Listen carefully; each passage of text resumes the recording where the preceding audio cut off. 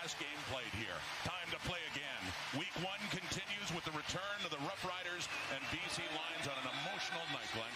And it'll be emotional for last year's finalist for Outstanding Player out of the West. Cody Fajardo led the league in passing.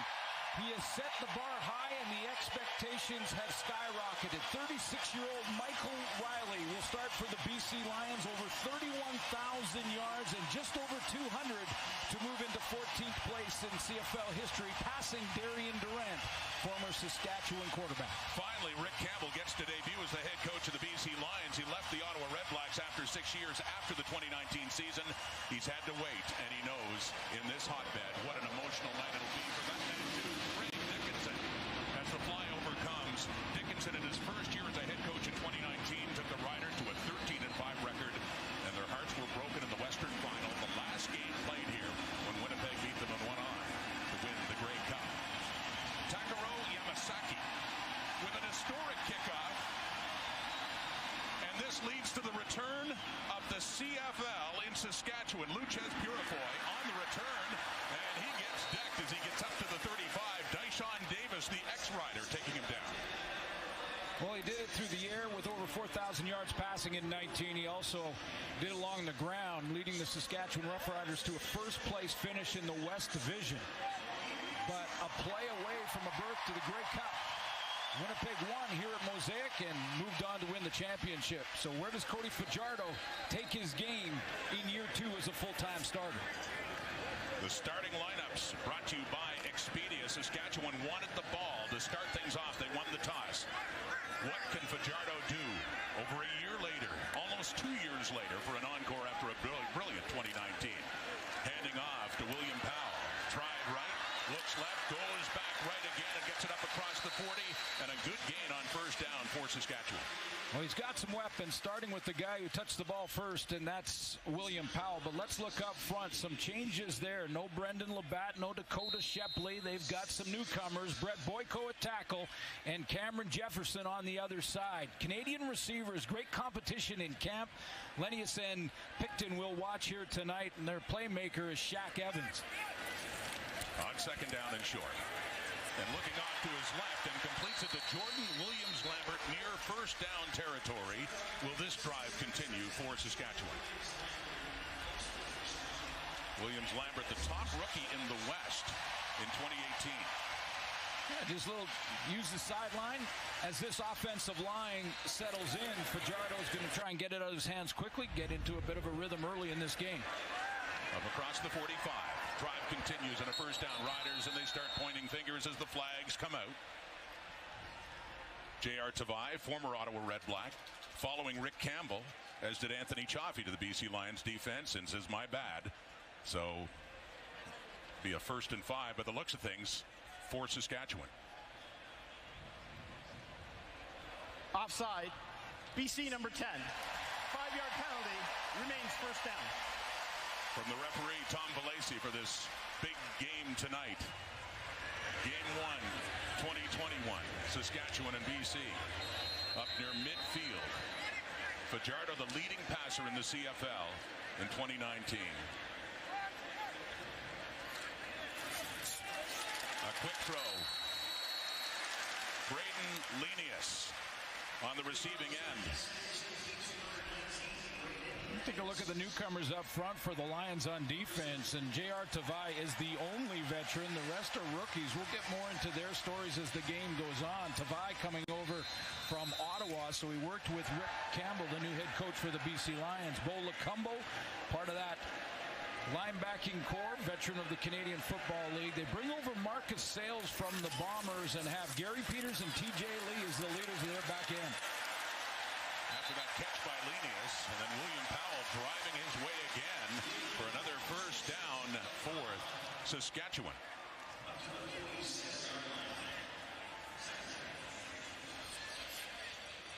Excuse me, 2nd and 3 on that first down carry by Powell.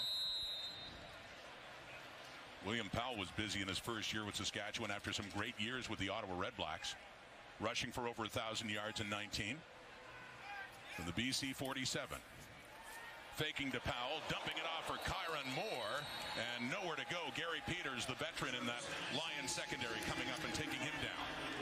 Well, he is the veteran. I had a good conversation with TJ Lee, who will be the leader of that group, and they're really going to have to lean on the secondary for the BC Lions early in this season.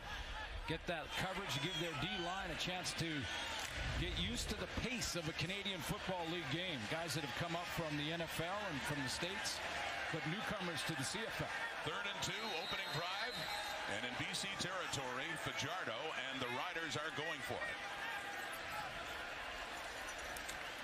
To throw. And to complete it, too. And a nice catch there by Moore. Taken down quickly on the previous play. Kyron Moore with his second catch in this drive. And the drive does continue for Saskatchewan. Trying to go tempo here. Quickly on the ball. Riders on the move. Powell again. And driving up to around the 30. So a good start so far for the Saskatchewan offense. Well, 3rd down gamble, and to get Kyron Moore on this out route, you have to have timing on the throw and confidence in your receiver, because if that's thrown a little bit behind him, it's going to the house the other way. Kyron Moore runs it down, and what a catch to lay out and bring that one in on 3rd down to move the chains. Deontay Harden on the coverage there on that Moore catch. A 2nd and 4 now after the Powell carry. A driving offense, looking for more, and no. And a flag goes down in the BC secondary as well.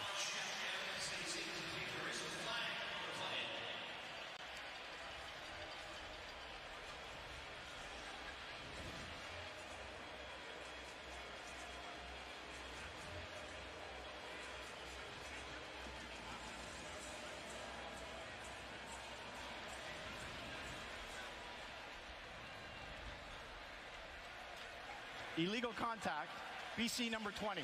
10-yard penalty, 1st down.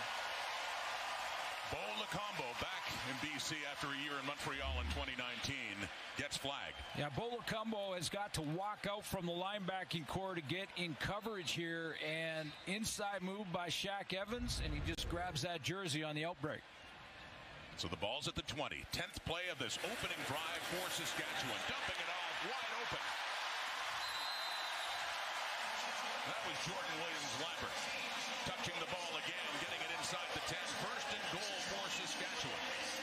Looks sharp out of the gate offensively. A lot of different looks. Started with a running play on this drive to William Powell. Just established the line of scrimmage in one play, and now it's quick game, getting the ball out of Fajardo's hands and to his playmakers. Oh, the fans here in this sea of green and white, waiting a long time for something to cheer for. And they're in business right now inside the 10. 1st and goal from the BC 8. Taking the handoff to Powell, and Fajardo keeps it. He gets close. He gets down to about the 2 for a 2nd and goal as Saskatchewan finds itself on the threshold of that Lions goal line. Little play action inside. Try to draw the linebackers in. They do.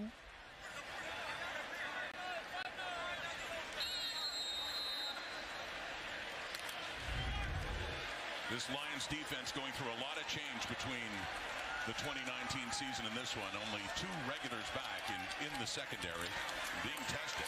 Right out of the gate, William Powell. Start off 2021 right for the Riders.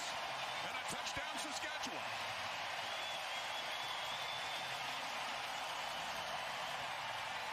And they've waited a long time to see it.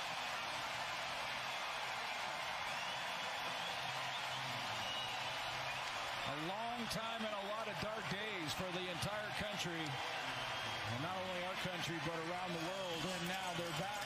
The Sea of Green unite here at Mosaic. And a real sharp drive. Cody Fajardo delivers in drive 1. I don't think he made a mistake in that drive. There was no incompletions, wasn't there? 12 plays, 75 yards. 5 for 5 for Fajardo out of the gate. The only one that hit the turf was a penalty on Bo Lacombo. So 12 plays, 75 yards. And Brett Lowther to kick the conversion. Another point on the board for Saskatchewan. 1 possession. A long time coming. But they get it done quickly here. And they have the 7-0 lead on Friday Night Football presented by The Brick on TSN. started the drive and finished it. Play 1 and play 12. Great job by Winnipeg last night. Winnipeg Blue Bombers winning in Game 1 of the comeback season for the Canadian Football League. Congratulations to Bomber fans who filled the stadium. It was an emotional night, and this one's going to be the same, I believe. Brett Lather on the kickoff. Chris Rainey, one of the great return men in the history of the game, back in BC and taking that return up to the 40-yard line. Michael Riley now getting ready to come out for his first possession since 2019, and the Lions are in an early hole. Friday Night Football, presented by The Brick. Drive for the BC Lions, but no, it's the rookie, the backup Nathan Rourke. Glenn, talk about being thrown into the fire right away. Canadian quarterback Nathan Rourke played his college ball at Ohio, and Rick Campbell has told me he is very impressed with the young man. He said you have to see it when the lights are on. Now, Mike Riley has had elbow troubles throughout camp. He did warm up today. He was named the starter. This must have been a literal last-second decision to go with Nathan Rourke.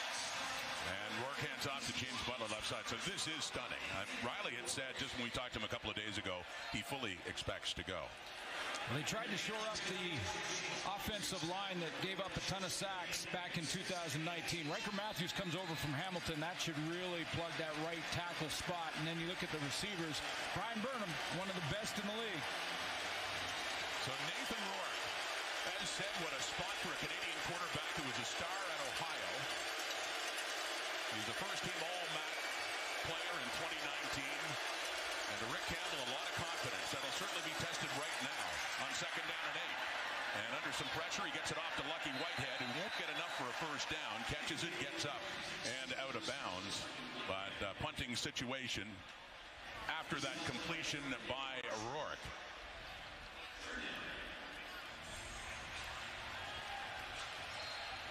As the punting team does finally come on, but what a stunning development early in this game. The first for the Riders and the Lions that Michael Riley is not playing. Nathan Rourke in there, and 2 and out. And back is Australian punter Jake Ford, one of the global players on this BC team. Gets it away from inside his 40. Taken there on the return from Marcus Murphy for Saskatchewan. So the Riders drove almost a perfect drive, and they have the ball again here on Friday Night Football, presented by The Brick on TSN. Yeah, Rod, Cody Fajardo was very upset after finally getting a chance to start in 2019 that he wasn't going to get to build on that momentum and get to know that new offensive coordinator. Stephen McAdoo in 2019 kept things very simple for Fajardo, got the ball out of his hands quick, took advantage of his legs. But when you look at Jason Moss, he's a guy that really likes to push the ball down the field. He's got a very thick playbook. But the one thing that impressed Fajardo was that he says Moss isn't married to any plays. If the quarterback doesn't like it, he'll take it out. Now, this offseason, they actually spent a week in a hotel room. They went through every single play that both Edmonton and Saskatchewan ran in 2019 to see what worked for both of them. They also had a chance to meet when Moss went to Baltimore to check in on what the Ravens were doing with Lamar Jackson in the quarterback run game to see what they could implement here with Cody in Saskatchewan. But coming into training camp, they had 400 plays. At the end of training camp, it was 500. They're down to 120 on the call sheet for tonight. William Powell with his 5th carry of the game, and it is another good one. He's getting some space along the ground for Saskatchewan. Led the league in passing, over 600 yards rushing. So there's a lot to work with Jason Moss. And yeah, in our Zoom call with Cody Fajardo this week, he told us that he said he's never, ever in his history, whether it's in college or high school or anywhere, worked with such a complex system that Jason Moss wants to run. Jason Moss, of course, the former head coach in Edmonton, has worked with a lot of great quarterbacks. Marcus Murphy getting the carry. So not only special teams will be returning the punts, but in there for a carry as well. And Talking about Jason Moss, though, and one of the quarterbacks that he worked with was Mike Riley, who's loomed as a bit of a story tonight, hasn't he? By not playing when we expected him to. But Ricky Ray, they're close. They played together, worked together. And Trevor Harris, of course, Henry Burris in Ottawa before he became the head coach in Edmonton. So, well, Fajardo's had to be patient, Rod. J.R. Tavai chasing him down. He gets it away, and he completes it. Nice play, Fajardo, and coming back to the football is Shaq Evans for his first catch in 2021. Get that combination going early and often for the Saskatchewan Roughriders. You got something. This is Fajardo throwing on the run with great accuracy as his receiver times it up and comes back to the football. Right on the sideline, 1 foot inbounds. They continue to move the football. They're up to their own 50 now and a first down. Fajardo and the Riders in control early in this game and up by 7. Look out. Nearly gets hit. Ball coming short. Mitchell picked it. Local product, one of many, gets the catch near midfield. Just in time. Fajardo knew with protection that he can't block them all. So he had Bo Lacumbo coming on this backside blitz, and it's just a timing thing. Could Cody Fajardo get the ball out of his hands before the free man gets to him? He got banged around a little bit, but no sack. Not yet. Well, he said he wants to get hit. We were talking to him a couple of days ago. He can't wait to get that feeling of playing football again. He certainly got it there. And completes another one to Kyron Moore. So this is some brilliant, sharp work indeed by Fajardo and the Saskatchewan Roughriders into BC territory and another first down. Yeah, I was mentioning the patience that Fajardo's had to have throughout his career. I mean, he started in Toronto. He worked behind Ricky Ray. He got to the BC Lions. He worked behind Travis Lulay. 2 great guys to learn with, by the way.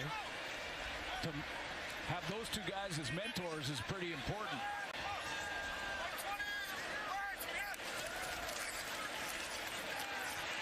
Over the middle to Evans again. His second catch of the game. And another first down. They're moving the ball at will right now to follow up on what you were saying about Fajardo, that he almost wanted to quit. He didn't think he was getting the chances, and said to Mark Pressman once in Toronto when Jeff Matthews got to start ahead of him, how do you expect me to learn anything or get experience if you won't play me? So he finally got that opportunity in Saskatchewan in 2019. First down, 35. Game 1, week 1, 2021. And Saskatchewan is looking very good that time. Things break down a bit, but still a couple of yards picked up on the ground for Cody Fajardo. So we're seeing different formations from Jason Moss. That was bunch formation into the short side of the field with 3 receivers in that bunch look, with option for Fajardo to either give it to Powell, run it himself, or throw the quick screen. An example of what Farhan was talking about on the sideline. There's lots of options and lots of plays in this playbook. 2nd and 7. Under pressure.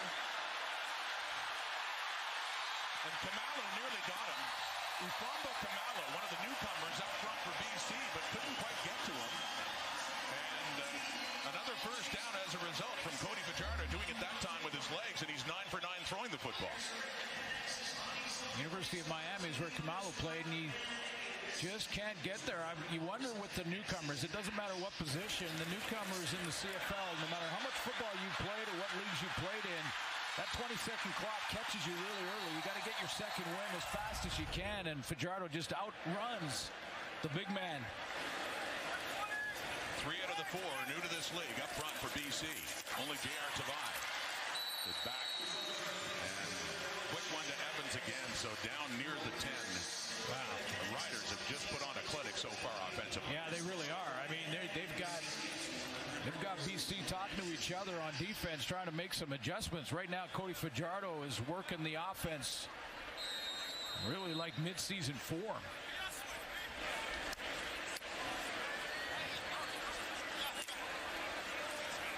Mostly Rider fans here, of course, a sprinkling of orange, but the sea of green and white must be liking what it sees so far out of the home side. Back and playing again and playing very well. Fajardo. And an end zone look and a touchdown, Saskatchewan. Braden Linnaeus. Another local product.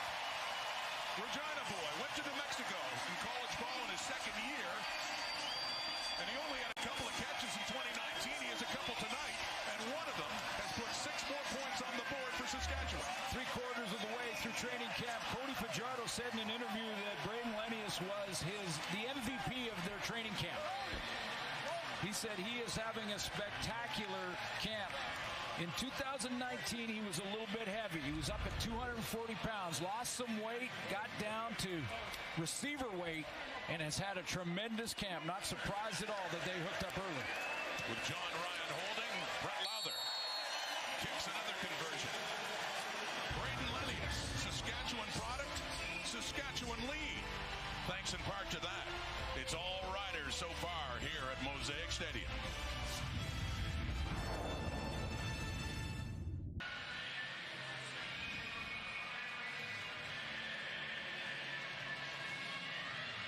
Our winner, Paul Rempel from Chilliwack, BC. Save on Foods $1 million touchdown to win. And Braden Lenius, and you know, I've got Glenn Suter beside me and Farhan Lalji down on the sidelines who know their BC football. Excuse me. He was born in Regina, but he was raised in BC. Raised in Vancouver. And Carson Graham grad. That is high school with a football program. And finished his college ball in New Mexico, but played most of it at Washington as well. So the great Earl Henderson, coach of the Carson Graham Eagles for so many years. Lenius didn't get Henderson, but he was at Carson Graham. And watch him use his body. This is a veteran move to just sort of block out like a basketball player would to try and get a rebound on that inside cut.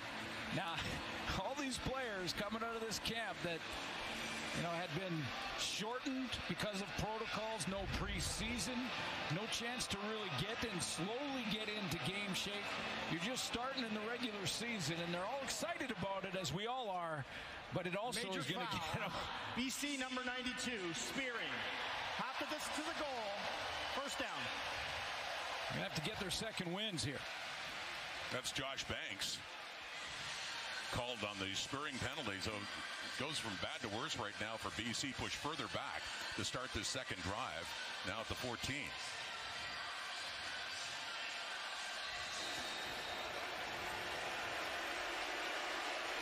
If you're just joining us, Michael Riley with an arm injury is not playing. He hasn't played it down.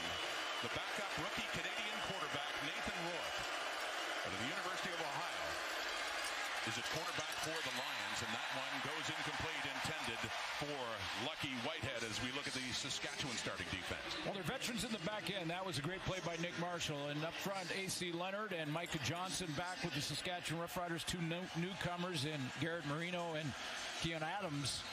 We'll watch them as the game goes on, see how they do in their first CFL games. And you look back in the linebacking core, no Moncrief, no Solly, no Judge. It's Dion Lacey, Hendy, and Micah Tice. And there's your veteran secondary led by Nick Marshall and Ed Gainey. Nathan Rourke thrown right into the pressure cooker. And that one is batted away. Mike Edem was there. Well, yeah, you know, Rod, that Saskatchewan now with Nathan Rourke starting. A.C. Leonard there as well. With the Riders bringing the pressure. They're going to send the house. I mean, they're going to test this young quarterback and see if he can handle the pressure. Now, in our call and talk with Rick Campbell, head coach of the Lions, boy, he liked the composure of Nathan Rourke in the work week. Real consistent, real level-headed, even-keeled. He's going to need it tonight. Jake Ford with the punt, and it's a good one. Marcus Murphy chased back inside the Saskatchewan 45, but once again, because of where they were kicking from, it is great field position with the Riders leading by 14 and in business up near midfield. Well, CFL opening weekend coverage continues tomorrow with a showdown between the Argos. All the changes they've made, especially on defense, receivers too, against the Calgary Stampeders. Catch the action 7 Eastern, 4 Pacific only on TSN. But the story here between the Lions and Riders is no Mike Riley and a dominant Saskatchewan offense. And the defense hasn't been too bad either. BC BC hasn't been able to get anything going right now. William Powell on that carry up near midfield. Well, every Saskatchewan drive, they're starting with a running play to William Powell, and he's getting a nice chunk. So it puts Cody Fajardo in a real manageable second down situation and opens the playbook right up. That keeps the BC Lions a little bit on their heels defensively. 2 possessions, 2 touchdowns. Possession number 3 late in the first quarter, and another completion to Kyron Moore. He's had a night so far. Up near first down territory again on the BC side, about the 50-yard line. I expect Kyron Moore to be the utility knife for Cody Fajardo. He's going to be the Swiss Army knife, used in a lot of different ways, probably in the return game on special teams as well. Second and just inches, or third, I should say, and looks like they do indeed have it. As quarter time comes to an end. Saskatchewan fans waited a long time, and this so far has been worth the wait. It is all Riders, 15 minutes through.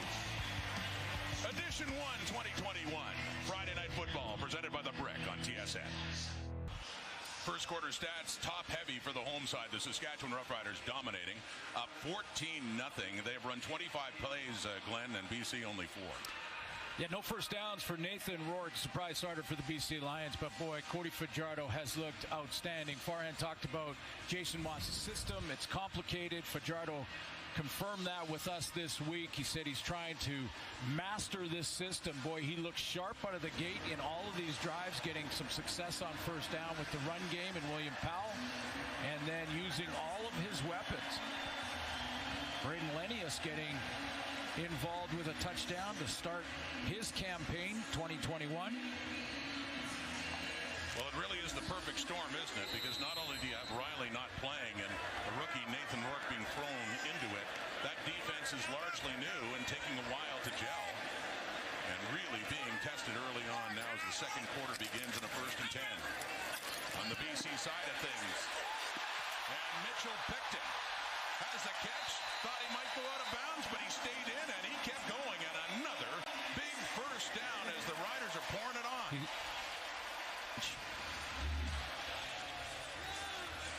Mitchell Picton is starting at that wide side wide receiver route. When we talked to Craig Dickinson, head coach for the Saskatchewan Roughriders, he told us the competition with the Canadian receivers was as good as he's seen it in a lot of camps.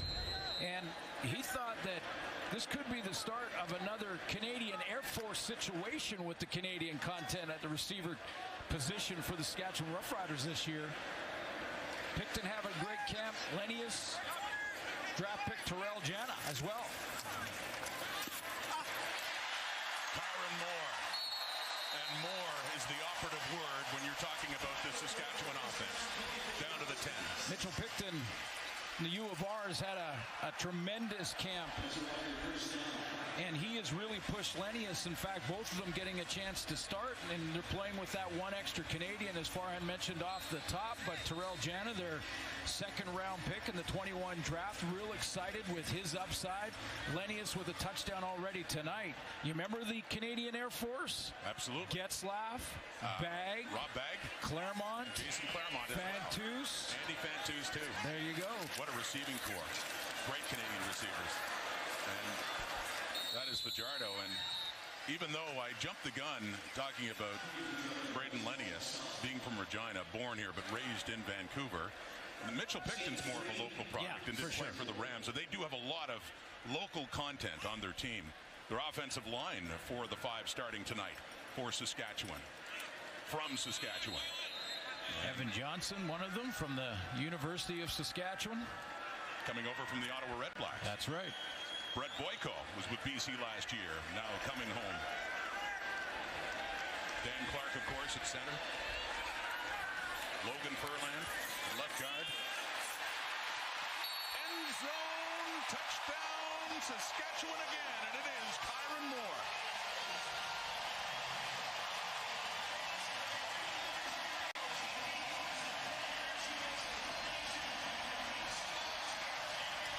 And this is very quickly turning into a rout for the home side. Well, you're right. The BC Lions starting quarterback tonight, Nathan Rourke's going to have to get at least a couple of first downs to give this defense a rest.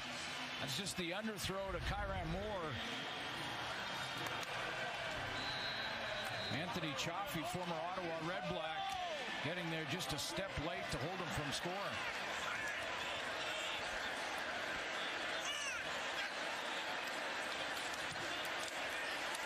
Lowther, 3 for 3 in the point after department. Kyran Moore, 4 yards shy of 1,000 in 2019. He's racking up yardage tonight and a touchdown there too as the BC Lions are under siege on this Friday night. Brett Bizan from Regina. Another winner, Save-On Foods, $1 million touchdown to win. Thanks to them and Kyran Moore. Yeah, this is how they're going to use him. You're going to see, watch Shaq Evans come in, Williams Lambert come in, and then underneath all of that is going to be Kyran Moore. Stop it right here. Chaffee has got to get out over the bubble to cover him, and there's no way he can get there in time. So Lowther to kick it off again, and back for Chris Rainey, and this one will come to James Butler, starting running back in the night for the Lions, with Rainey ahead of him, and good special teams coverage. Gary Johnson Jr. coming down to take Butler down, but everything has been on for the green and white tonight as Nathan Rourke comes out again.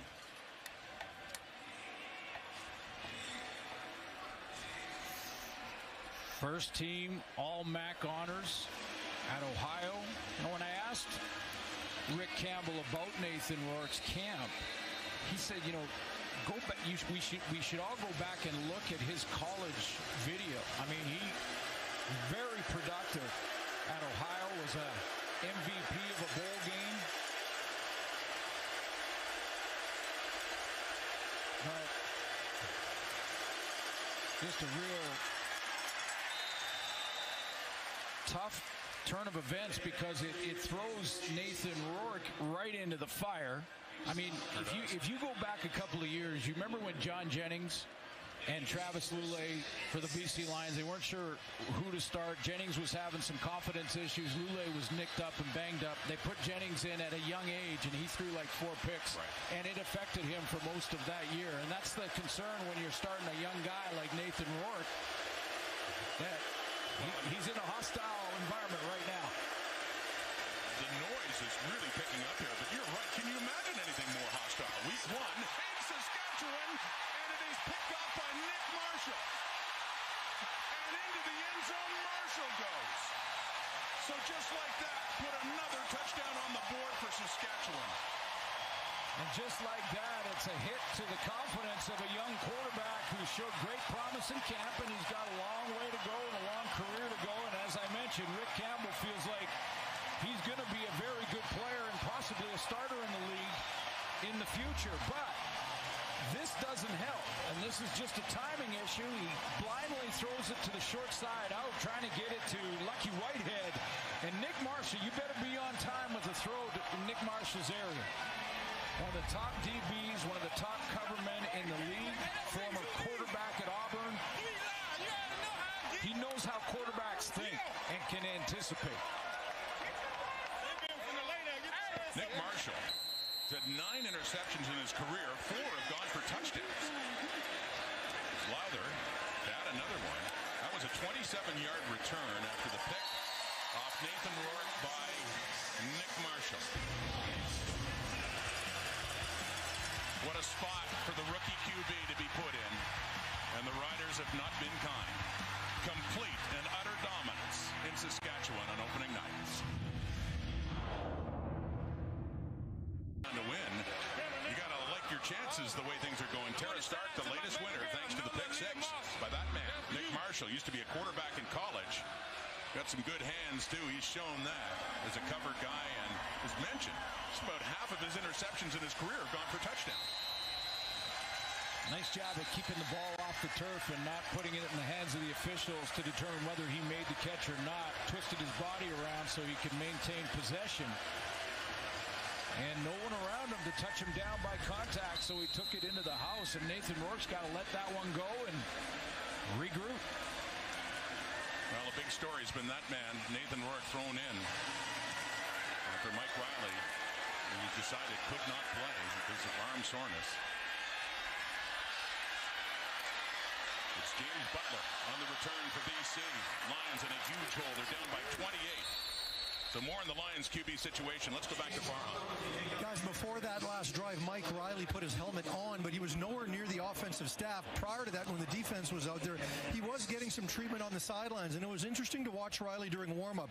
Prior to the main stretch period, they have what's called an easy up period, where their quarterbacks come out, they try to throw long balls to their receivers, just trying to warm up. They're soft throws, but they're long throws. He didn't take part in that period. Then when he got in for the 8-on-8 period, without the lineman with the first offense, everything he threw was very, very short, so you could tell they were trying to be cautious and tentative, and we see the results now. Nathan Rourke 1 for 4 coming into this drive. Make it 1 for 5. The coverage there. Luchez Purifoy bats it down for Saskatchewan. So here's how you think if you're a defensive back. And we just saw Nick Marshall pick one. We've seen good play there on the crossing route by Purifoy. And as a defensive back with a young quarterback like this in his first start, you're starting to say he's going to throw on the first break. He's not going to hold the ball. He's not going to wait for his receiver to open up or double move you. He's going to throw on the first break so he can be real aggressive on that first cut by any of the receivers. We haven't even mentioned Brian Burnham yet.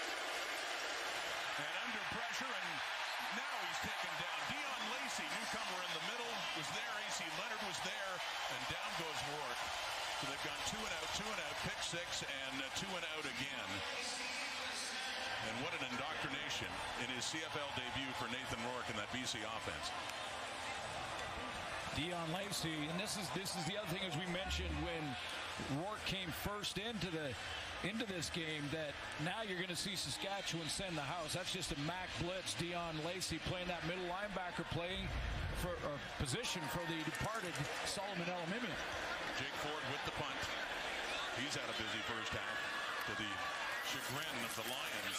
And on the return, it's Marcus Murphy who gets it up to the 40. MLS on TSN will continue tomorrow as Toronto FC will host New York City FC at BMO Field in Toronto. Coverage getting underway at 7:30 Eastern, 4:30 Pacific. MLS on TSN. Discussion on the sideline with the veteran Michael Riley and the rookie, his understudy Nathan Rourke, who's been thrown right into the fire in a way, in CFL terms, about as unimaginable as you could think. You're in a football-starved hotbed in a sellout stadium in Saskatchewan, and lots of pressure, and they're down. And this Rider offense has been relentless too, scoring on every possession they've had. A short gain there by William Powell.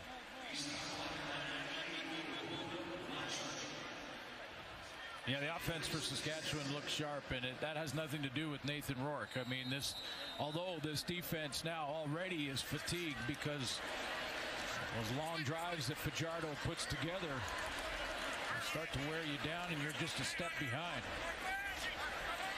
The first game here since the Western Final in 2019. The Riders were the first place team. The Bombers came in as a slight underdog, and they beat them. And a dramatic finish, too. Great goal line stand for Winnipeg. And the final pass in the final play, Cody Fajardo hit the upright, the crossbar, excuse me, and they lost by a touchdown in their chance to get to the Grey Cup. Did Cody Fajardo hit his hand there? As he came away from that throw, looked like he was shaking his right hand a little bit. No, he's fine. But it does allow us to bring up the subject of the backup, Isaac Harker. Paxton Lynch, former NFL quarterback with Denver in camp, is the number 3. That decision had to be made. Who will back up Cody Fajardo? And given the lead right now, that may yet be a topic for discussion later on in the second half if this continues the way it is. And the punt by John Ryan. We finally see John Ryan punt a football, and there's the master of the returns, Chris Rainey. And Keenan LaFrance, special teams, brings him down with Micah Tights as well. All Saskatchewan at Mosaic. That he is a a Canadian growing up in Oakville, Ontario. The last Canadian to start for the BC Lions was Julio Caravetta up in the booth right beside us, Rod. Back in 1996, Damon Allen got hurt. Julio Caravetta, who is the radio color man now for the Lions, and it's the last time a Canadian quarterback started for BC. Nathan Rourke got it tonight. And a tough situation for Rourke to be put into. As mentioned before, though, Rick Campbell really liked the confidence of the young man. When given a chance, this is a pretty difficult one to be in. That's what Michael Riley had to say about his understudy, Nathan Rourke. It's rare that you get a young guy that comes in and he's as polished, I guess, I would say, as Nathan is. I do believe that he's been coached very well in the past. His mechanics are good and all that kind of stuff, but a lot of guys come in with good mechanics, throw a great football, throw a very, accurate ball. But then once they get behind the O-line and they start taking snaps, all that stuff kind of goes out the window because their mind's racing too fast, trying to figure out what they're seeing or what the progression is of the play and all that kind of stuff. But for the most part, he's been really, really solid. Procedure, BC number 67. 5-yard penalty. Repeat second down. Hunter Stewart flagged for that one, so he pushed back to a 2nd and 13 now. But interesting what Michael Riley had to say about the young man who I'm sure they were hoping to introduce him to this league under different circumstances than this. Oh, absolutely. I mean, the first winner of the John Cornish Trophy, top Canadian football player in the NCAA back in 2017. And you heard Riley talk about how impressive he's been in camp. But man, is it a different story when the lights are on and you're playing at the next level, grown men coming after you. And, oh, by the way, you're in a sold-out Mosaic Stadium, which makes it a little tough to get the signals called and the ball snapped. Well, you're not kidding. And we saw movement from Garrett Marino of Saskatchewan, but it looks like it's going against BC again. They're still pointing in each direction, no? We get that 5 yards back. Offside. Saskatchewan number 92. 5-yard penalty. Remains second down. So it goes back to 2nd and 8, but still no first downs on the night for Rourke and that BC offense. Tough night, down by 28. In the Canadian college draft, you usually, you're looking at offensive linemen. We've seen a lot of receivers come out of late as U Sports. Boy, they come out pro ready more and more every year. He's a 2nd-round pick. Rourke. Whistled down again.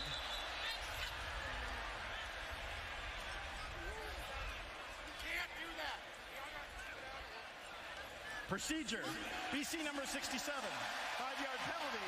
Remains second down.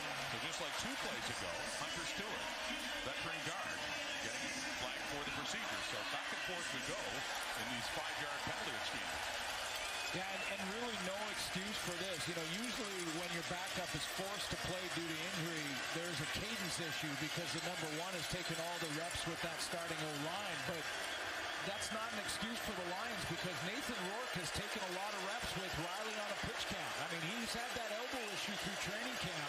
Very frustrating for him, so he's been on a pitch count, hasn't taken near as many reps as he normally would, and Nathan Rourke has. So the O-line should know his voice. A frustrating night so far for Rick Campbell. In his debut as a head coach of the BC Lions. So Sup Chung, the right guard number 65, has to come off the field because he's bleeding. David Neville, 66, will go in to take his place for the Lions.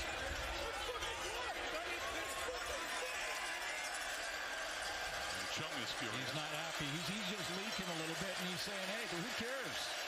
I want to stay out there. This is just safety protocols for all the players around him as well. So he has to go out, but he's not happy about it. Boy, this whole line has taken all the stuff that's been talked about him for over 600 days very personally. Now they've got a young guy behind them. They got to even take it up another notch. Chung could only play in 8 games. He was hurt much of 2019. And a quick toss there to Brian Burnham. And up over the 35. Not enough for a first down, though, and once again, the Lions will be punting.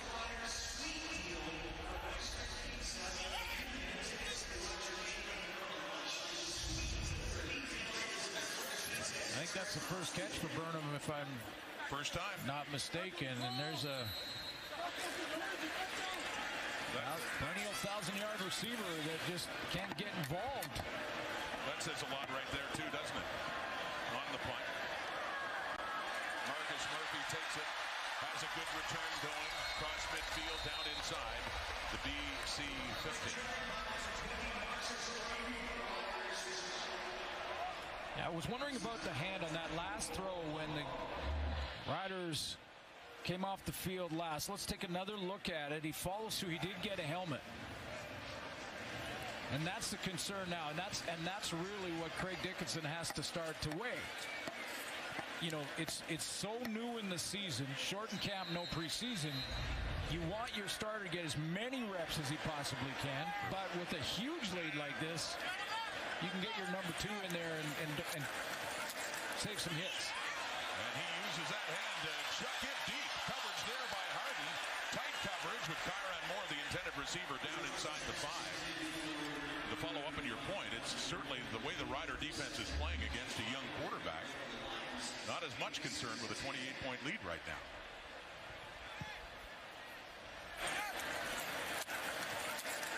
Just straight go route for Kyron Moore, testing the young DB. 24-year-old Keontae Harden. Well, I'm going to enjoy calling his name this year because that's one of my favorites. Like a nice Keontae, do you? Yes, I do.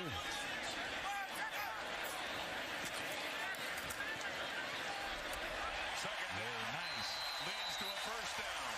See, these are important reps, too, though, for Cody Fajardo. That's Williams-Lambert, and that's a nice timing throw across the middle into traffic in a window. And these ones just build your confidence. I don't care how much experience you have or how many awards you've won. This is a throw that builds your confidence. Quarterback, receiver, entire offense. 4:28 in the clock until halftime. A half thoroughly dominated by the Saskatchewan Roughriders over the BC Lions. In week 1, going left. William Powell, and just out of bounds on that first down carry. Well, it's tough to say what you can, really now ask the BC Lions. I mean, defensively, they're going to have to play their best game to get back into this. Come together quickly. That's where TJ Lee comes in, and I'm sure he'll be talking to the entire group.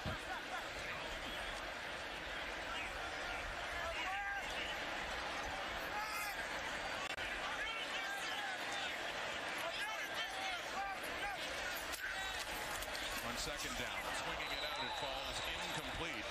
Intended for Powell there. So the last time they had the ball, they had to punt for the first time in the game, and this time the drive does stall in field goal range for Brett Lowther. See if they can add 3 more and make it a 31-0 domination in this first half. Lowther himself, an interesting story, a 39-yard attempt here. Played for Hamilton in 2013 and then wasn't able to crack a CFL roster again for another 5 years. It's been a fixture now for the Saskatchewan Roughriders from 39 out. Yes, indeed, 3 more on the board. Saskatchewan now with a 31-0 lead with just a few minutes to go until halftime. Great start in Winnipeg last night. Tonight sold out in Mosaic Stadium. That is such a great sight, isn't it? Yeah, great to welcome all CFL fans, not only in the stadiums as we go through week 1 in Calgary and in Edmonton, but also at home watching on television. Outstanding ratings from last night's game. Almost 700,000 people watching that first game of the season. I'm sure we'll have a big audience tonight. Well, we talked to the coaches and a few players a few days ago, and the whole emotion of it wasn't lost on them either. I mean, a guy like Rick Campbell, Craig Dickinson too, talking about, even Mike O'Shea had been saying that it'd be difficult at times even getting choked up to think about a game that is near and dear to them, and so many other people didn't play for a long time. That's Rourke, a lucky Whitehead, and just like that, the BC Lions finally have a big-time answer. Boy, did BC need that, and did the young quarterback Nathan Rourke need that. I mean, this is huge for BC because you know that it can change in a hurry. Now, the odds are still stacked against this BC Lions football team with a quarterback in his first game, but a little hop step around Nick Marshall caught him looking back in the backfield, which happens to everybody, but I love the acceleration from Lucky Whitehead after he caught it, and he was well in behind Marshall, so he could have just tried it in. He separated. I think Marshall kind of looked up and went, okay, well, we'll live to play another day next series. You got one. But that's going to be huge for Nathan Rourke. He needed something to just say, okay, we can settle down a little bit, go back to the basics. Got a big play out of it. We're on the board. Very nice. Here we are late in the half. Their first points on the board and also their first down of the game happens to be a 75-yard touchdown pass from Nathan Rourke, the rookie, to Lucky Whitehead. So down 31-6, 25 points. They will see if they can add 2. Ball is incomplete. And there is a return coming back the other way, but I think that ball had already hit the turf. They whistled that down.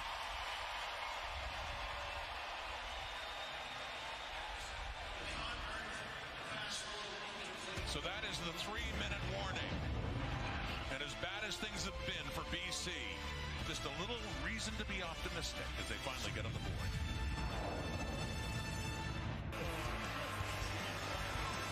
Oh, thank you, Kate. Something I never said to Chezzy. That's Price is looking forward to the panel. Kate Burness at the half, and congratulations, Brenda Ogilvy. Save on Foods $1 million touchdown to win. And Lucky Whitehead, the first points on the board for the BC Lions. So a little bit of life, as Kate said. Marcus Murphy back there for Saskatchewan on that kickoff. Rod, remember when I was talking about what DBs are thinking when you get a young quarterback in there in his first start? They're thinking of jumping that first cut, and they're trying to cheat a little bit because you can really pad your stats. Let's go back to it. Whitehead down the sideline, but watch Nick Marshall here just cheating, looking back at the quarterback on this double move. It's not really even a double move, it's a hop. Stop it there. See, he is looking back to see if the ball is being thrown now so he can get his second of the game. Meanwhile, Lucky Whitehead saying, I'm gone. I'm taking off, and he accelerates to the end zone. So the veteran corner thought he could get a second in the first half and cheated and lost there. Rolled the dice and lost. First 4 possessions for Saskatchewan. Well, they did it the first 3, and they had the pick 6 as well. All touchdowns. The last 2 possessions, they had a punt, and then they ended up kicking a field goal. So as dominant as they are, slowing down a little bit. One of the touchdowns, Braden Lenius, and he's on the receiving end of that one for a gain of 9. So 2nd and 1, and they're in tempo right now. 2:33 on the clock until halftime. Handing off to William Powell on 2nd and long, and gets driven back. So is this Lions defense starting to get fired up now? It's Kamalu, Ufamba Kamalu on the tackle there, William Powell. Yeah, two things. One is Nathan Rourke just got a confidence boost that he really needed on that long throw. 2, the defense feels it too. It trickles through the entire team when your quarterback makes it happen, and you see the big play, and you see that he's capable of it, and it gives you a little bit of hope, and then you go out and you jam the run. Timeout, Saskatchewan. That's why this game is the ultimate team game. Absolutely, and the Riders do call a timeout on a 3rd and 2 situation as they look to add to their lead, keep a drive going. But 2.5 minutes to go until halftime. A half that, for the most part, has been just so thoroughly belonging to the home side in green and white.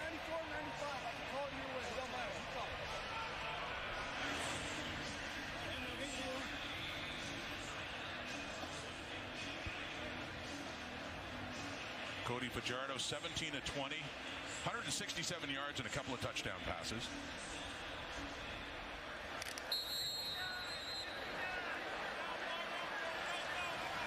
So 3rd and 2. If they don't get this first down, the BC have a chance to inch a little bit closer. They are in Saskatchewan territory. It is William Powell, and he does get the first down. He got to midfield, so just enough to keep things going.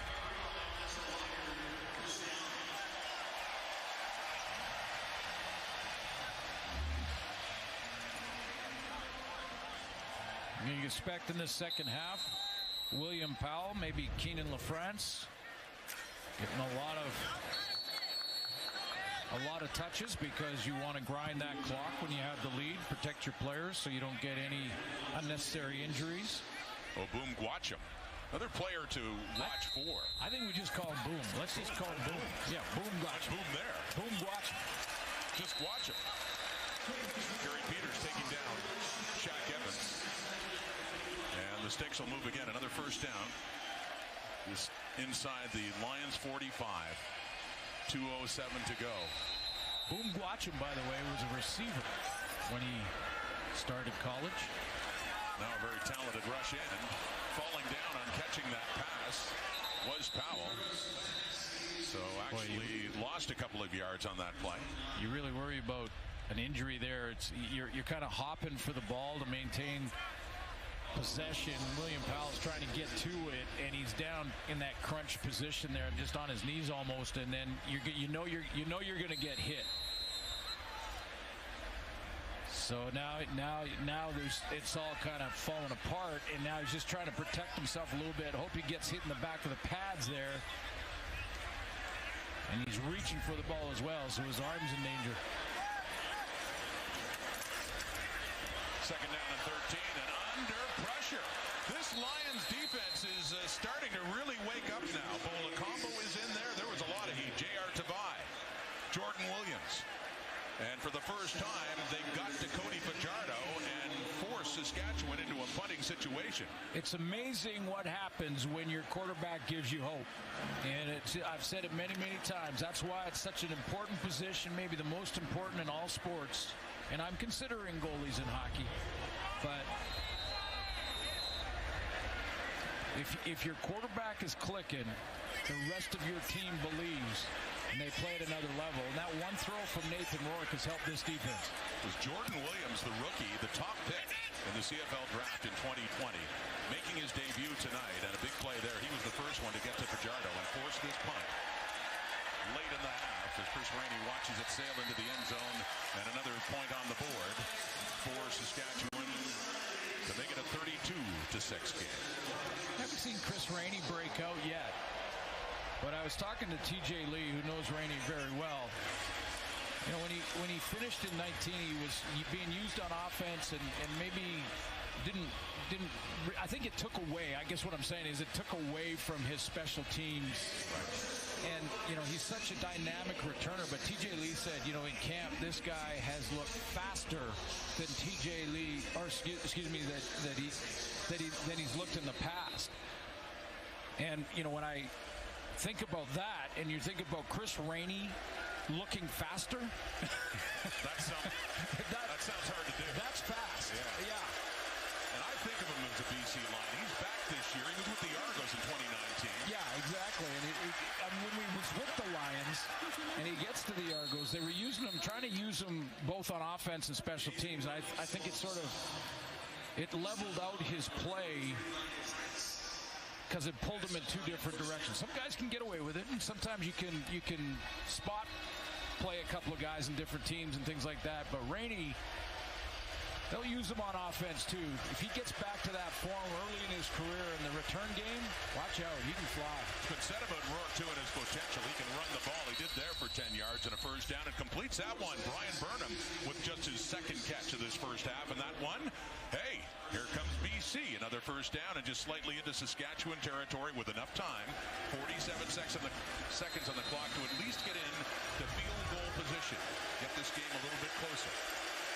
Lions are down big time, but they are starting to wake up on both sides of the ball. Rourke. Dominic Rhymes, his first catch as a BC Lion, former Ottawa Red Black. And what they'll do at halftime, Rod, sorry for interrupting, what they'll do at halftime now is they're going to pare down the playbook a little bit. They already done that if Nathan Rourke had to play at any time in the game, but they're just going to focus in on the plays that he likes, that he feels more comfortable with. Yeah, and they have woken up a little bit here. Tough sledding right there. Running back James Butler is met. Little sea of green and white. It'll be third down. 3rd and 2. And what would be a very long field goal try as well for the rookie Japanese kicker, Takeru Yamasaki. From Osaka. We're not seeing him yet on this third down. 15 seconds left. Looks like touchdown or bust for Nathan Rourke and BC. Quick out, one more. Gotta get down now. There you go. Well, there, Rhymes, I stand corrected. They did have enough time with Rhymes to get out of bounds and see if they can bring on the field goal unit. 6 seconds to go, and we are about to see more history here. There he is from Osaka, Japan, one of the global players, one of two on this roster for BC. Jake Ford is the other, the punter. No Japanese-born player has ever scored a point in the CFL. Takeru Yamasaki will attempt to be the first, 43 yards away. Think there's some butterflies? Will to be introduced to the game? Yep. Like Nathan Rourke to be introduced in a setting like this for the CFL. Yamasaki to put 3 on the board for BC. Oh, he just tucked it in the corner. That's great to see. Yamasaki, first kick, and he does just tuck it in to the left of that right upright. He's excited about that. Good for him. Congratulations. He's still got a hill to climb, but first kick and first points in pro football. Nice job. Yamasaki. And some congrats from the Australian punter. Some Canadians and Americans there as well in this for this global player. 3 more on the board. The Lions have a lot of work to do, but they got some life as we go back to Kate Burness in the panel. It's Friday night football. Yeah.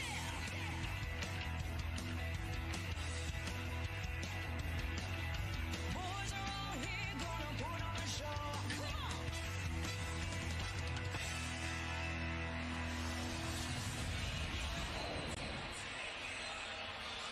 Rick Campbell's Lions fell behind 28-0. It is now 32-9 Saskatchewan at the half. Here is the head coach of BC with Farhan Lalji.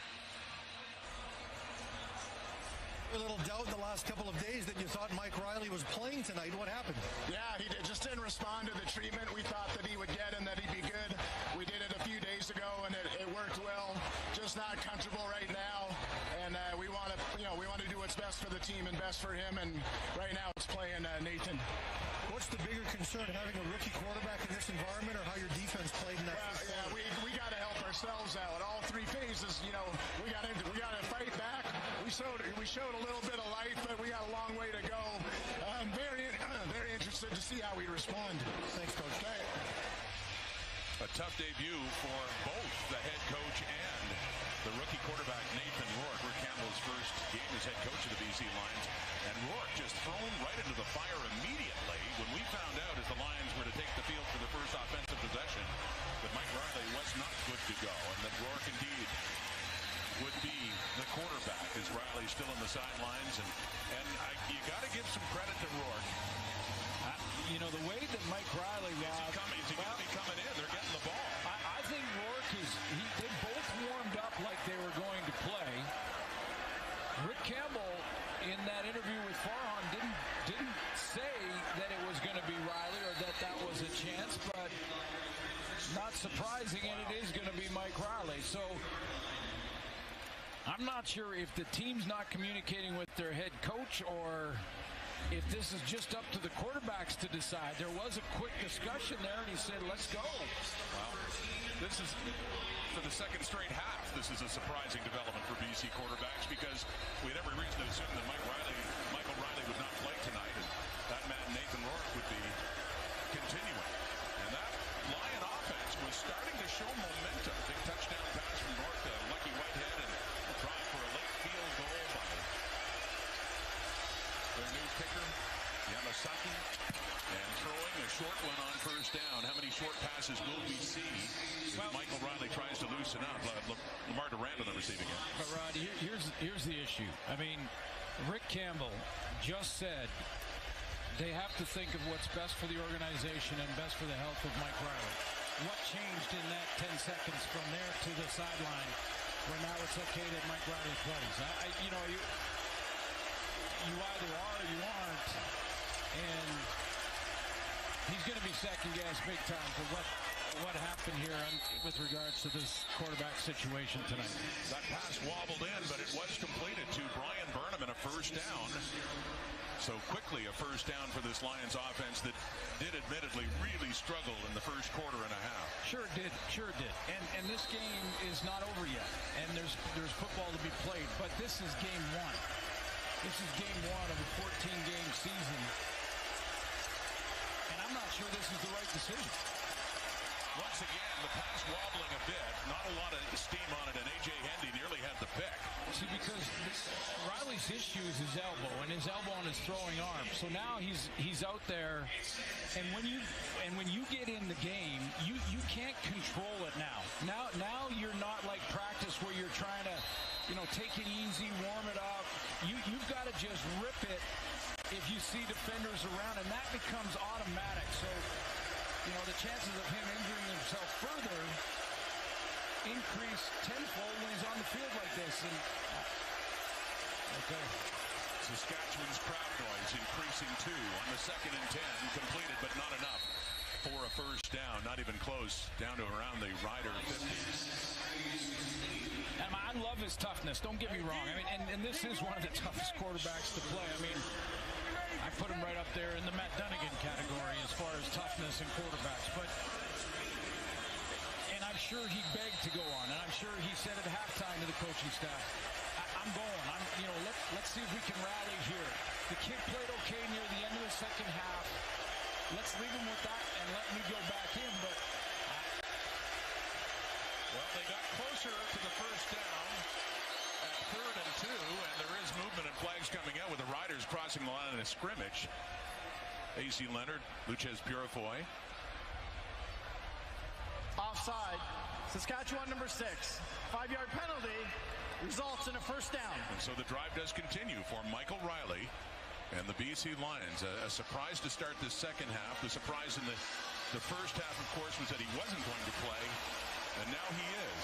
And he's got something going, admittedly. And BC carrying some momentum from late in the first half, getting 9 points on the board, down 32-9. Let's see. Riley to throw again. Under pressure, and down he goes. Riley is sacked.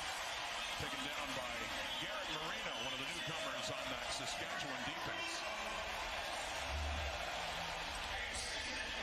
Garrett Marino laying right over the center, just bull rushes his way to his first sack. Talked to Micah Johnson about Marino during the week, and I loved what he said. He reminds me of me. If he's anything like Micah Johnson, even close to Micah Johnson, they've got a good one. They've got a keeper. Let me tell you about his pro day at the University of Alabama, Birmingham in a second here. Riley dumps it off. That's James Butler, and a good gain after the catch down inside the 30. So it continues for BC. Garrett Marino at his pro day in 2020 at UAB did the 225 bench press. He repped it 41 times, and he ran a 4.8940, and he's not exactly a small guy. He weighs 290. He's gonna have to run fast to catch James Butler. That was some quickness in the open field. You do see the difference, though, don't you, when Mike Riley steps on the field? I'll give him that. I mean, you can see the leadership. You can see everybody just takes it up and a little bit more hop in their step. And he's throwing again on first down. First possession, Lions in this second half. And another short pass completed again. And it is Butler again inside the 25. But again, with that elbow, it looked like he had Lamar Duran, who we haven't talked much about, on a seam route right here. And it looked like to me that Mike Riley was hesitant to make that throw. He was trying to go right down the middle. He looked at it, and he would have had to knife that about 40 yards to get it to Lamar, and he just decided not to. I mean, he's trying to manage his arm in the middle of game action, it looks like, and that can be trouble. Most Mostly short passes so far for Riley on this drive. 2nd and 4, BC. And looks like procedure on the waggle. Lions receivers going early, and they blow that one dead against BC. Offside. BC number 16. 5-yard penalty. Remains 2nd down. I think you chalk that one up to a sold-out stadium. They amped it up there. The volume got turned up, and I just think Burnham might have missed the count.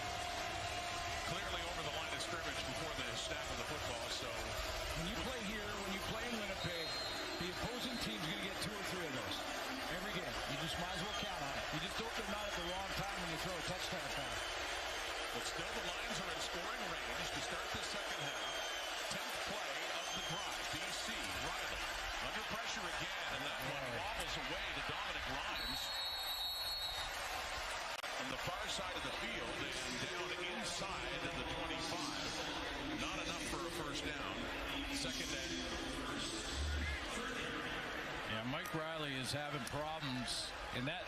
When you see that throw and that release and watch the wobble, and then he takes that hit right underneath the elbow. I mean, Mac Henry, again, another guy who's had a real good camp. Got him right in the ribs. 31-yard try now for Takaru Namasaki. First Japanese-born player to score a point in the CFL in the history of the game. That was in the first half. He does score a point there, but just the one on the missed field goal. So basically comes for naught. It's 32-10, still Saskatchewan in front. $1 million touchdown to win. We want to give you a reason to celebrate. And now we're making it even more exciting to shop your favorite products, like Pepsi 12-pack soft drinks. Get in the game. Shop Save On Foods today. And good news for football fans. The CFL is back.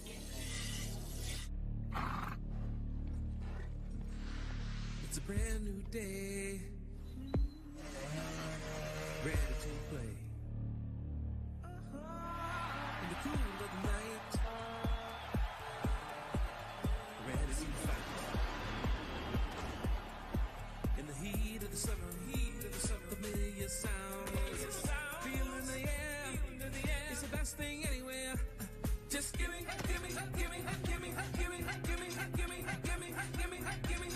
back my game. 'Cause I live for the draw. I live for the crowd. I live for the emotion. No one can take me down. Bring me back my football.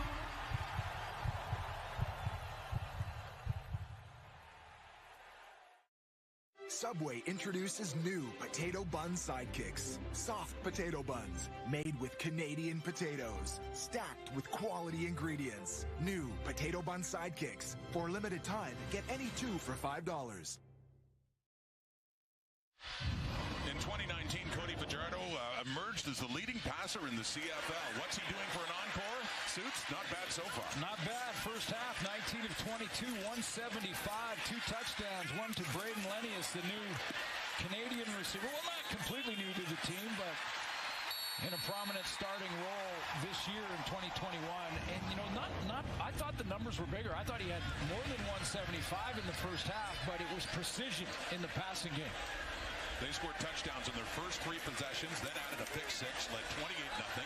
Now 32-10 after the missed field goal single for BC after an impressive drive led by Mike Riley coming in to start the second half. That's Marcus Sales in on the tackle and a loss of about a yard for Saskatchewan on that play.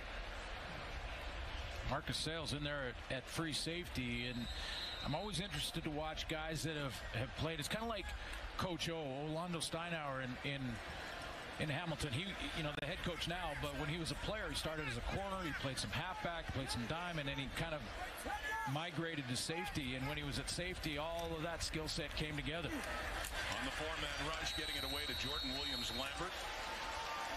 The second half possession for the Riders, still very much in control, but not enough. Quite enough for a first down. About 3rd and 1, getting closer to midfield, up around the 45, as they do come off. And the punting team will come on, and John Ryan, who had a pretty quiet time, 1 punt in the first half. The veteran from Regina, played for the Rams, started his CFL career in Winnipeg before a long NFL career with Green Bay and then Seattle, and then finishing up that career at age 39 and still said to be in great shape. Standing back to punt for the second time in this night, John Ryan at his 30. So Riley and the Lions to get the ball back here in the second half, down by 22 points. Chris Rainey taking it, flag down on the return, and inside the 35. Mike Riley started the second half, didn't play at all in the first. This is Friday Night Football, presented by The Brick. Back at Mosaic in Regina, Mike Riley led a good drive in his first playing time in this game. Nathan Rourke, the rookie, had played the entire first half because of Riley's sore arm, but has decided to give it a go. The last drive only led to a single. So good field position to start, just inside the 50. Now you see that ball hang up. He doesn't have still completes it to Dominic Rhymes, but there's not a lot of zip on those Mike Riley passes, and that was really the longest one, easily the longest one he's tried to throw tonight. No, this is. I mean, Dominic Rhymes, full. He comes back and makes a play downfield, but that's Riley tried to get it on the deep corner route, and he was way short. He tried to muscle that. This is, I don't know. Does make you wonder, but they, for now anyway, on a 31-yard gain, get it down to the 30. Riley's still in there. And handing off this time, and that's going nowhere. Coming into break on that is Keon Adams, new defensive end for Saskatchewan. What you're doing for Saskatchewan's defense right now you've scouted Riley, and you've seen that the deep ball is probably not part of his arsenal. And so he's not going to be able to throw it behind you. Now defensively, your back end, your safety, your corners and halfbacks can start to tighten up closer to the line of scrimmage. Linebackers get underneath those curl routes, those shorter routes, close to the push routes as quick as you can, because the deep route doesn't seem to be in his playbook. Lost yardage, second and long, and that one, once again, not much zip on it. Ed Gainey's the closest to it as it hits the turf, and it's third and long, and another field goal situation for Takaru Yamasaki, who's 1 for 2 on the night.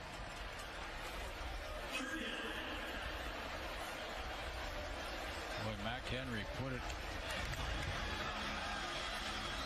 big hit on Riley. Takaru Yamasaki, a 40-yard try. He had won late in the first half.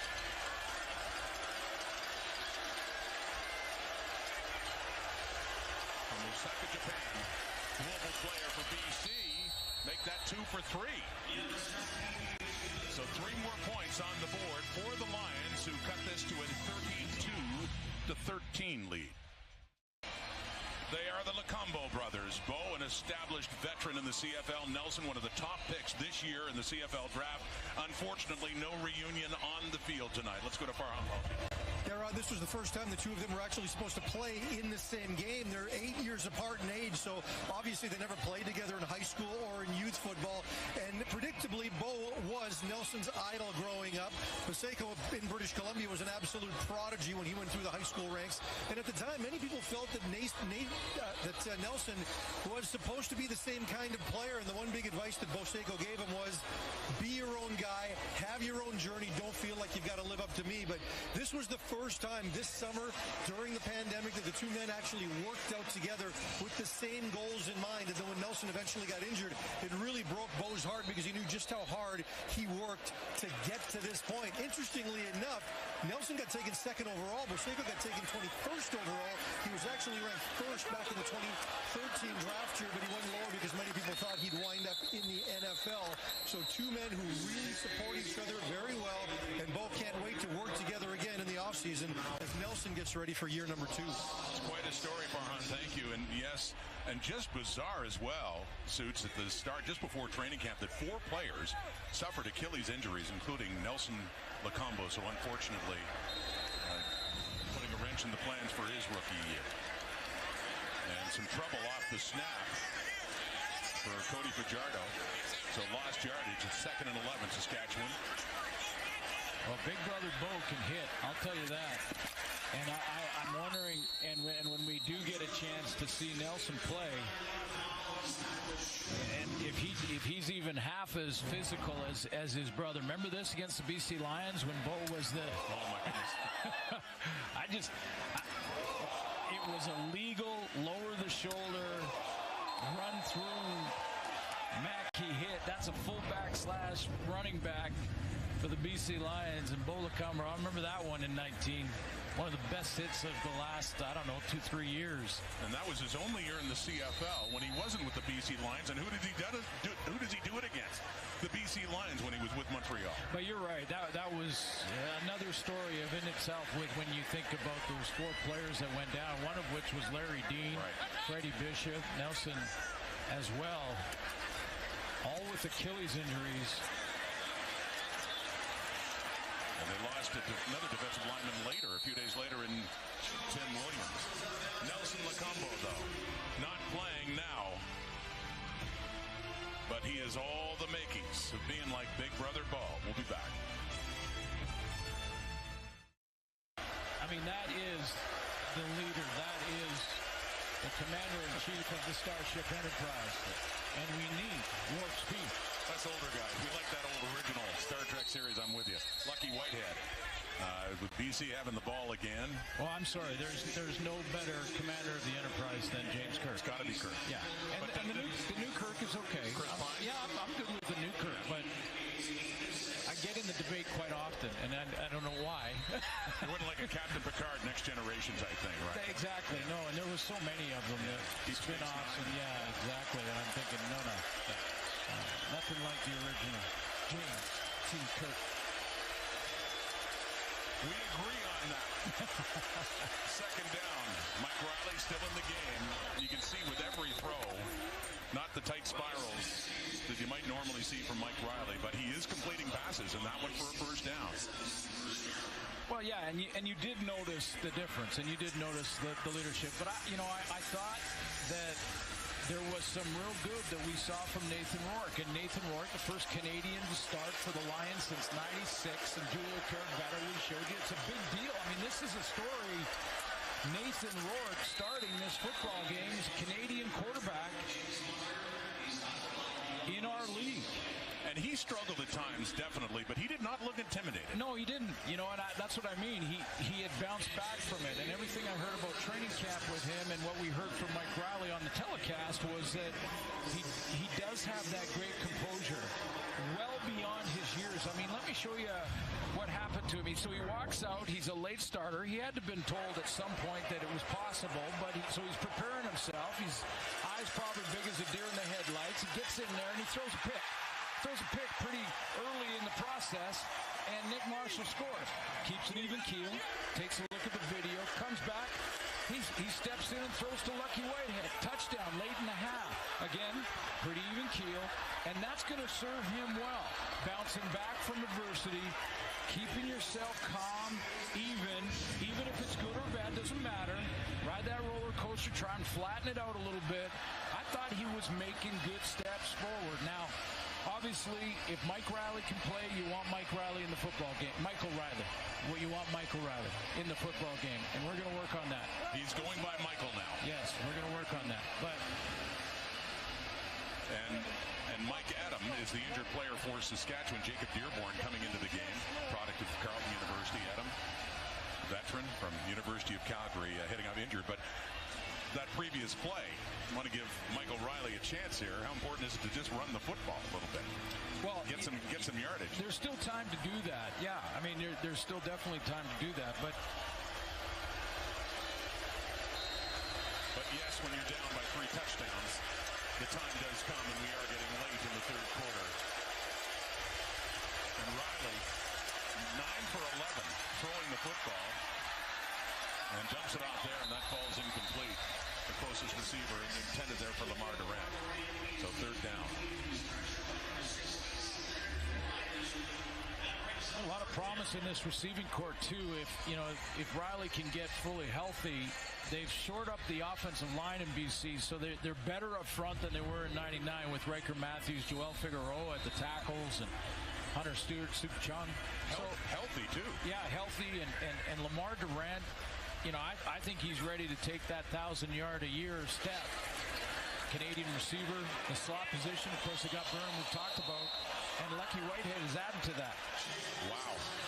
How's that for a perfect bunt by Jake Ford? Marcus Murphy elected to let it land and roll, and it went out at the half-yard line.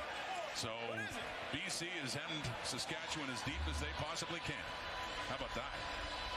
Well, where do you go from here, though, I guess? No, that's outstanding. So the rookie kicker makes his first. Jake Ford. Yamasaki makes his first. Jake Ford from Victoria, Australia.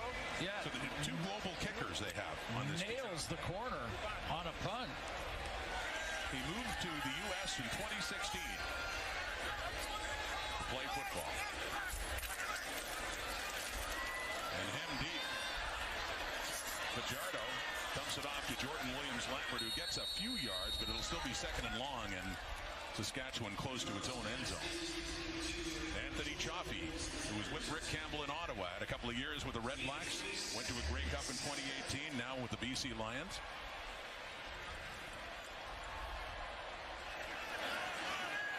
Steps in and takes on the block, and then is able to put that hit on Fajardo. And I think if Fajardo could have that play over again, he'd get rid of the ball earlier. No need to take that hit.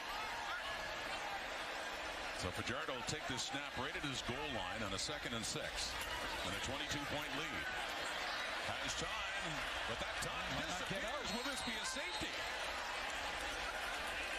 Waiting for a signal there as he's taken down right at the goal line, and now it looks like they'll just spot it outside.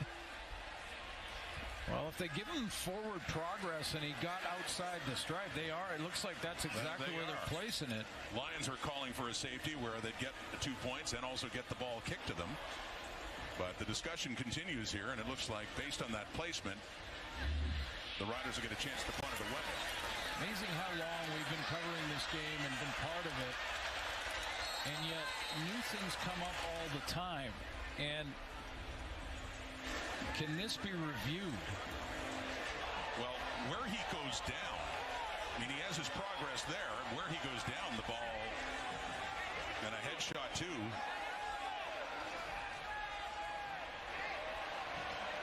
By the Lions, rookie linebacker Jordan Williams. And that's what Craig Dickinson is talking about. Wants the headshot from Williams on Fajardo.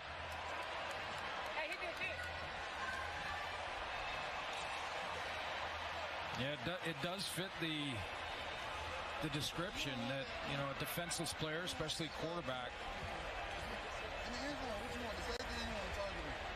And you don't necessarily have to be helmet to helmet to get a roughing the passer or unnecessary roughness penalty. Saskatchewan is challenging for roughing the passer. We'll review the play. Announcement from the referee, Tom Valesi, there. And that would certainly get them out of a hole if you can tack on 15 yards if this challenge is successful.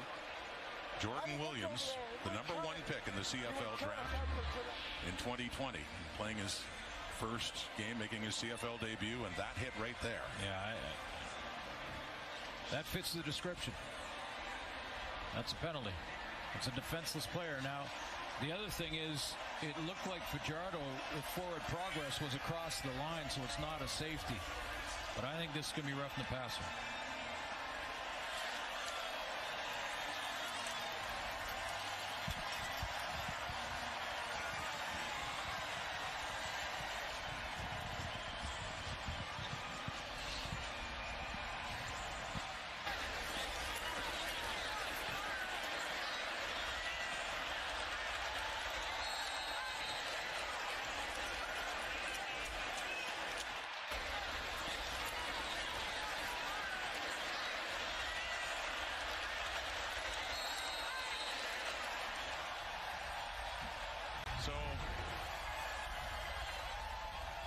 Awaiting the word on the challenge with the ball still spotted inside the 1.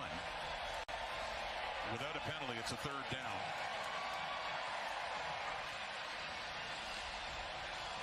Awaiting the word from Tom Balesi. Well, Fajardo was not in the pocket. After review, the ruling on the field stands. 3rd down. I was going to say, when we showed it that many times in replay, Fajardo fighting for yards, running the football. You get the roughing the passer challenge is for that protection in the pocket when the quarterback is vulnerable because he's looking downfield and he's in the pocket.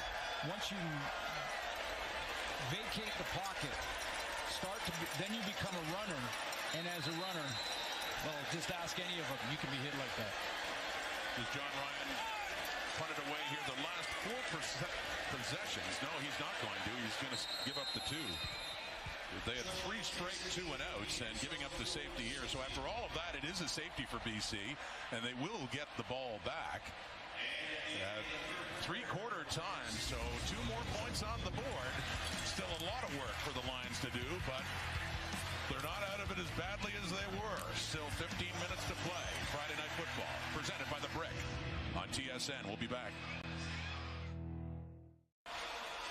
The 3rd quarter stats here. BC still down, and it's still Saskatchewan dominance, but not as much. A 32-15 game as the Lions are slowly crawling back.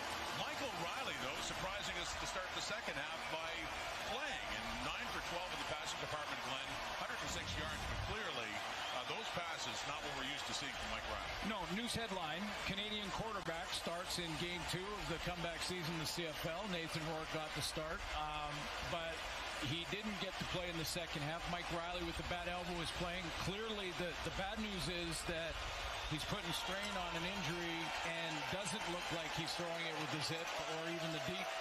I think he hasn't thrown a deep ball yet or tried one and it was way short. And the good news is, though, the Lions have played better. I mean, for Lions fans, the good news is they've played better. Their defense certainly has. As mentioned, 3 straight 2-and-outs for Saskatchewan, and most recently John Ryan giving up the safety to make it a 34. Played better, but 32, I should say, 32-15. That score should read. Yeah, and it played better because you put it in. You got to put it a little bit in context, though. When you're up 4 touchdowns, basically in the first half, it's just human nature to take your foot off the pedal a little bit, and the other team looks like they're improving, but Saskatchewan needs to turn it up. They've been able to shut them down. They were just dominating in the first 3 possessions of the game, not doing as much, but their defense still doing things. A.C. Leonard. Tall, rush in and gets the hands up, knocking that down.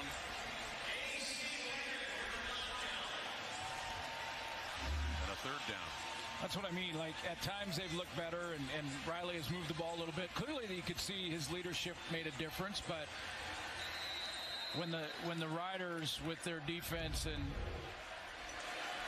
when they need to in second down or when Riley gets into plus territory, they've shut the door. Jake Ford to punt again, and a good punt towards the sideline. No chance at all for Marcus Murphy with a flag coming out.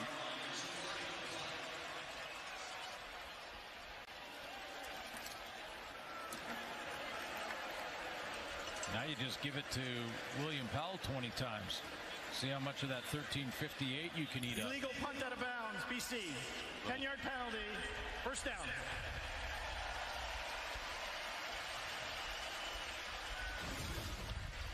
They got a good one, though. 3 straight 1,000-yard seasons for William Powell. 2 of those in Ottawa, of course.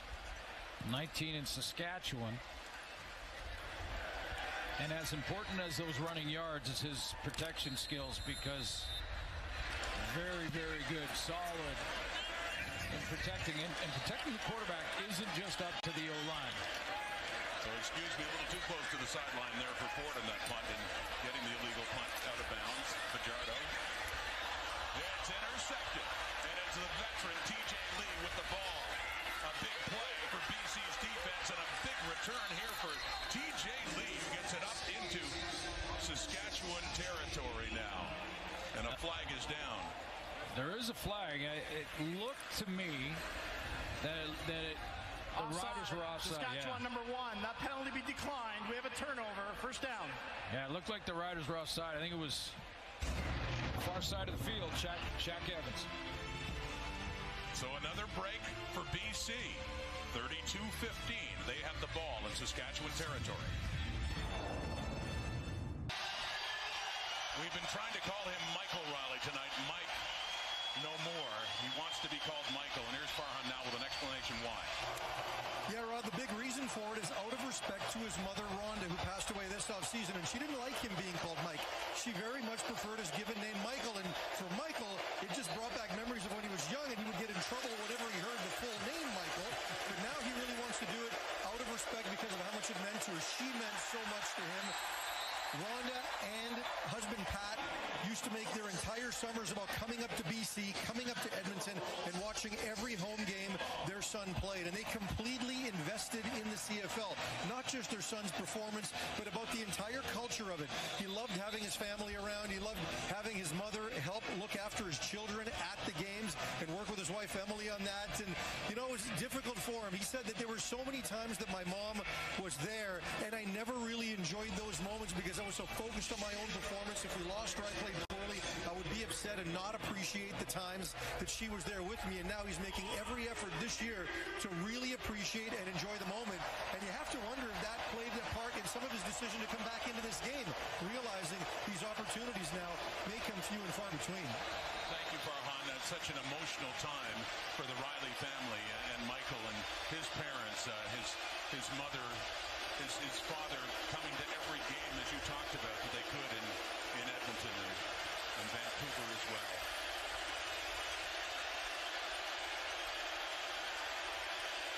So second and long after a botched play for Michael Riley. Completes that to Lamar Durant.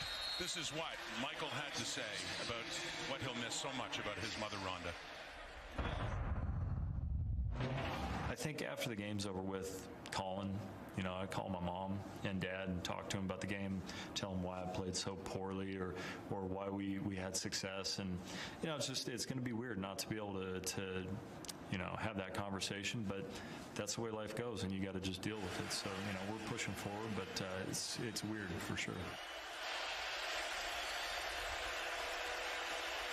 it's been a difficult night in football terms here for Michael, not playing in the first half, but trying to get something going in the second. It's 3-down football now. They're down 3 scores. And they're going for it on third down. Lamar Durant wide open, but does he complete that? Just comes down to Durant inside the 20. And that's remarkable because once again, the ball just floated in, and he's completed a couple of them like that tonight. Not a real windy night. This is just his elbow, and he can't throw the ball deep, so his receivers are outrunning the throws, and now it's going to be close as to whether he got his arms underneath there. I think he did. He had both arms there. Call another play. It's a moot point now. Can't challenge after the play's run. First time in the game they've scrimmaged inside the 20, and it's a big game there for Butler, who has enough for another first down and first and goal for BC.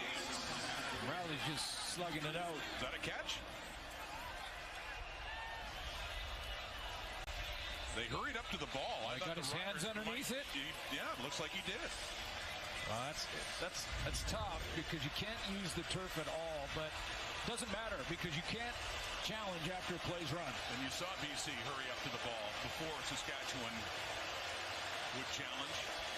Didn't look like the Riders intended to anyway, and it stands as a big game, followed by another one to make it first and goal, BC.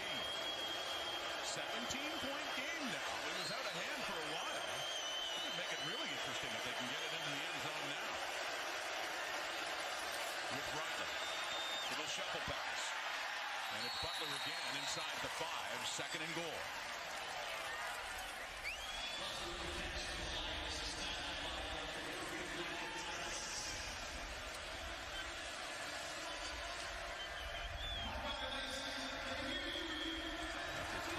Touchdowns on offense for Saskatchewan. Nick Marshall intercepted Nathan Rourke. Took that to the house to make it 28-0. That's as big as the lead got for Saskatchewan. And 2 downs from here for Michael Riley and the BC offense.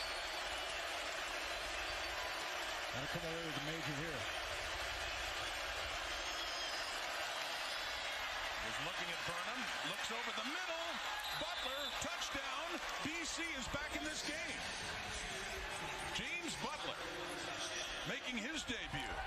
And making it because Shaq Cooper, the big free agent signing from Edmonton, is on the 1-game injured list. So Butler got the start. Michael Riley uses his eyes and just his look to hold a linebacker, just to freeze him long enough so he can dump that right over the middle. Dion Lacey's dropping. He jumps a crossing route. Edom can't get there in time. Big interception by TJ Lee. That sparks the drive, and Riley gutting it out. Can't throw the deep ball because of that elbow, but his receivers are still making plays for him. Lamar Durant came back. We saw Dominique Grimes come back for a deep one. Yamasaki kicking his first conversion after going 2 for 3 in field goals tonight. Another one on the board, and it is a 32-21 game. 22, I should say, down to 10 points. Thinking of Rhonda Riley, his mother, Michael Riley, throwing a touchdown pass. James Butler with the touchdown for BC. Victoria Burton with the victory. And Savon Boots, $1 million touchdown to win. Congratulations, Victoria. And BC gets a little bit closer, down to a 10-point lead. 32-22 for Saskatchewan. At one point, the Riders were blowing them out, but 6 plays, 50 yards, in just under 4 minutes. And the Riders have run only 8 offensive plays this half. And here we are in the 4th quarter. And they might be starting to feel the heat as Keenan LaFrance standing back. Among those for the return, Marcus Murphy as well. 2-possession game with 9:17 to go. Oh, yeah, it's on. This is a big drive for Cody Fajardo and the Saskatchewan offense. Kind of stalled them late. CFL's been away for a while, but we know that much. There's no way that changes. That's an eternity with just a 10-point lead. And it is Marcus Murphy on the return. 4 straight 2 and outs for the Saskatchewan offense in the second half. So they've got to get it back in gear now. And it's really hard to, you don't want to be getting into that habit of flipping a switch off when you've got a big lead and then trying to flip it back on. But it's difficult. They're human beings that, you just can't. But this is a big drive. This is a big one for Jason Moss and the group. They got to get back in that groove and answer. They could do no wrong in the first 3 possessions. Got quiet in here, too. Sorry. It sure has, yeah. Haven't heard that crowd pick up quite as much. A sellout crowd here at Mosaic. And inside it is Shaq Evans. And a good game. So what does Jason Moss do in a crucial drive, Rock? He goes to a play they haven't run in the game. He says, let's mix it up and give them something they haven't seen yet. Real good start to a real important drive. Up over the 50, so first down, Saskatchewan. Approaching the midway point of the 4th quarter. Oh, look out. Oh, nearly intercepted there by Gary Peters in coverage of Jordan Williams-Lambert. And the last points, the touchdown drive by BC came off a turnover when TJ Lee picked off Fajardo.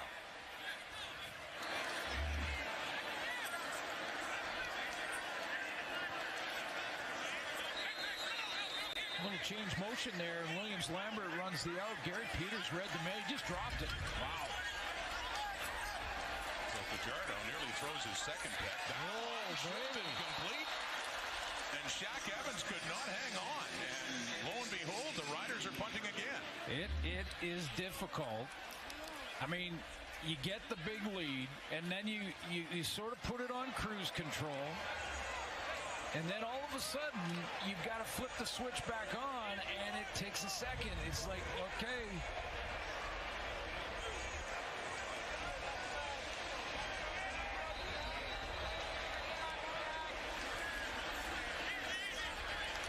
Momentum is changing in this game. It was actually at one point 31-0. At one point a 31-point lead for Saskatchewan. Only 1 point since, 22 for BC. Punting it away is John Ryan.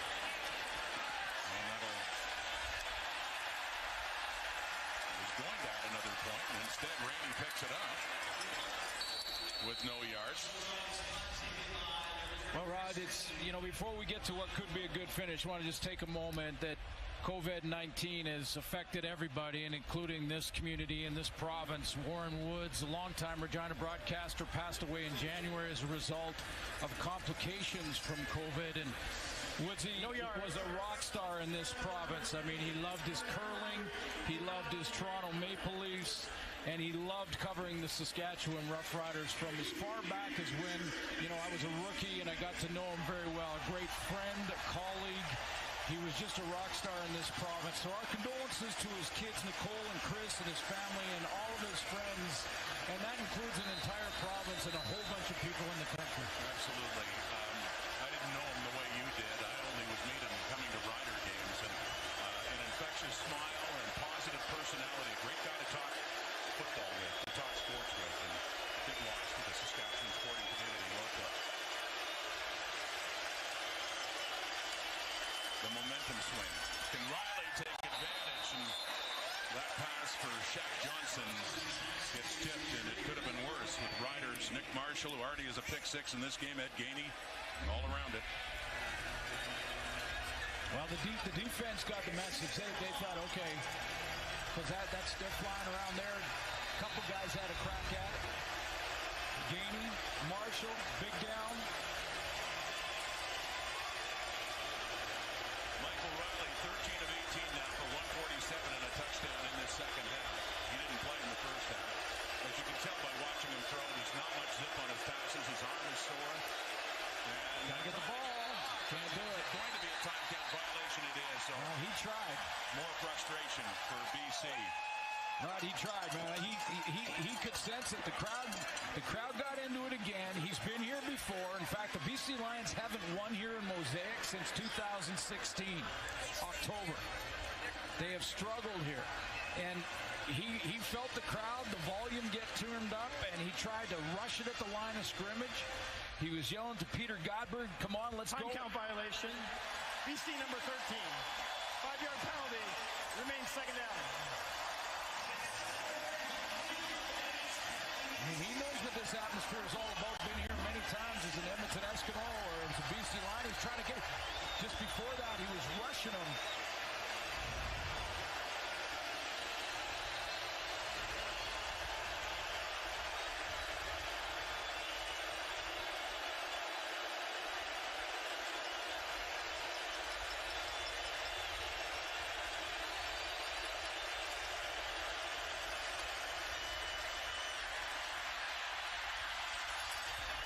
Steps out and completes it again, and it's Lucky Whitehead again. A big first down for BC. 6:49 on the clock. That was one of his most accurate throws of this game tonight with his elbow issue, and he kind of kept his arm in front of him because he was throwing on the run to that spot. Pocket broke down, so he got outside. Hits Lucky Whitehead, and he can do the rest. A little bit of damage after the catch.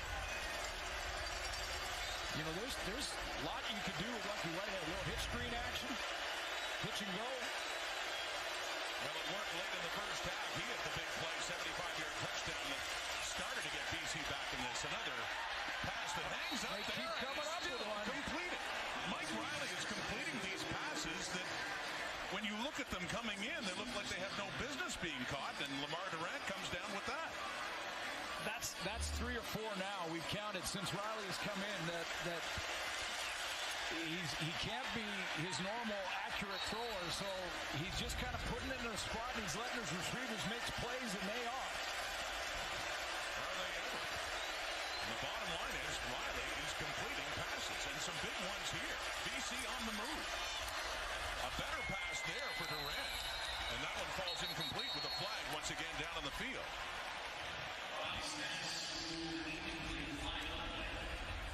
The Lions pointing Saskatchewan's way. I will. Illegal contact. Saskatchewan number 11. 10-yard penalty. First down. So they get Ed Gainey on that coverage, the intended receiver Lamar Durant. And a first down for BC on the move.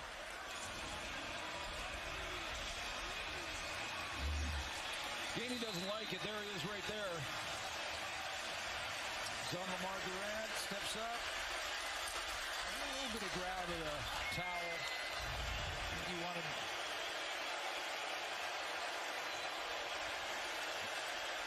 It was a 31-point game. It's now a 10-point game. BC trying to inch closer. And Riley off to the left to Dominic Rhymes.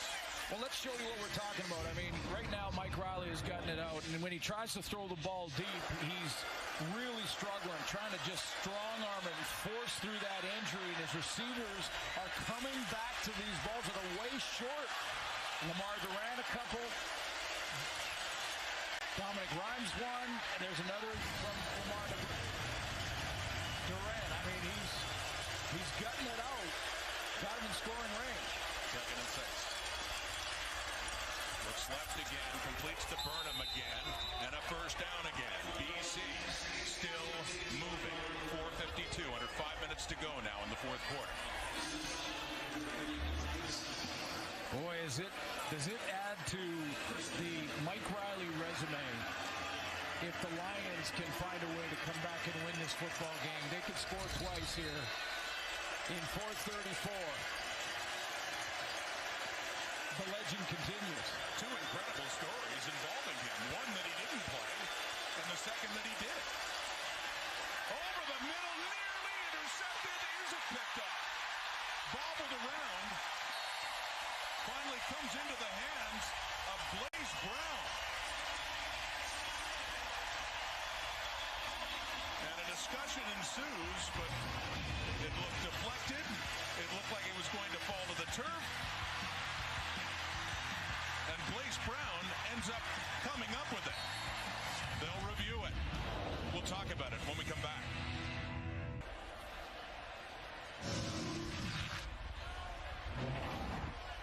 Is this a turnover? Deion Lacey off his hands. And there's your answer. Went into the hands of Blaze Brown, but what do you think, Suits? Yeah, I think that clearly hit the turf, Yeah. and that's going to be called an incomplete pass by Mike Riley. Here's Tom Balasi.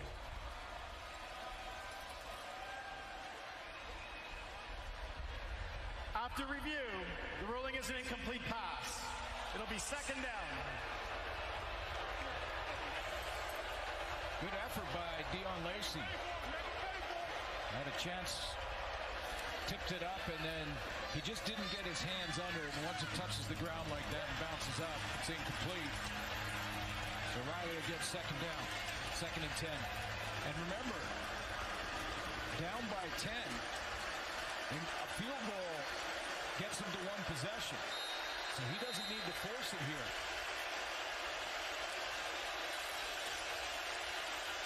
And the crowd is picking up too. Lots of noise here at Mosaic. And a big 2nd down. Riley, couple of pump fakes. And finally just slips it off. And closest receiver's Lucky Whitehead. So that field goal situation you talked about, Glenn, has come up now for Takaru Yamasaki, who's 2 for 3. You get it to one possession is the goal here for Rick Campbell. So there's some nervous pacing when Deion Lacey dove for that first down throw and then overruled on review. A little pressure on the new kicker, Yamasaki. And a big field goal at the end of the half. 37-yard try. Takaru Yamasaki to get it to a one-score game. Pushed it. He pushed it wide right. And Murphy has it. And will run around a bit and give up just the one. So it remains a 2-score game and a 9-point Saskatchewan lead. Coverage of the 4th and final World Golf Championship gets underway tomorrow from Memphis, Tennessee. The world's top golfers compete at the FedEx St. Jude Invitational. Catch the 3rd round beginning at 2 Eastern, 11 a.m. Pacific on TSN and CTV2. Isn't it great to see fans back at a football? Isn't it? And boy, they start them young here. Green jerseys on some very cute babies. Yamasaki 2 for 4 in the field goal department. That one hurt, that miss. Yeah. Because it remains a 9-point game, but Saskatchewan's offense has to get moving. How about this number in the first half? In first downs, the Riders at 19, BC only 4. In the second half, BC 12, Saskatchewan 1. That's it, just one first down. Cody Fajardo, outstanding start to this game. 3 straight touchdown drives. And he has Shaq Evans there up at the 40, so a good gain on first down. It'll be second down and about 4 yards. Second and 5. What a big miss. Timeout. BC. Big miss. Can the timer please reset the clock to 3:09? On the field goal, and Rick Campbell wants to get those extra seconds. He wanted to call that timeout just before the warning.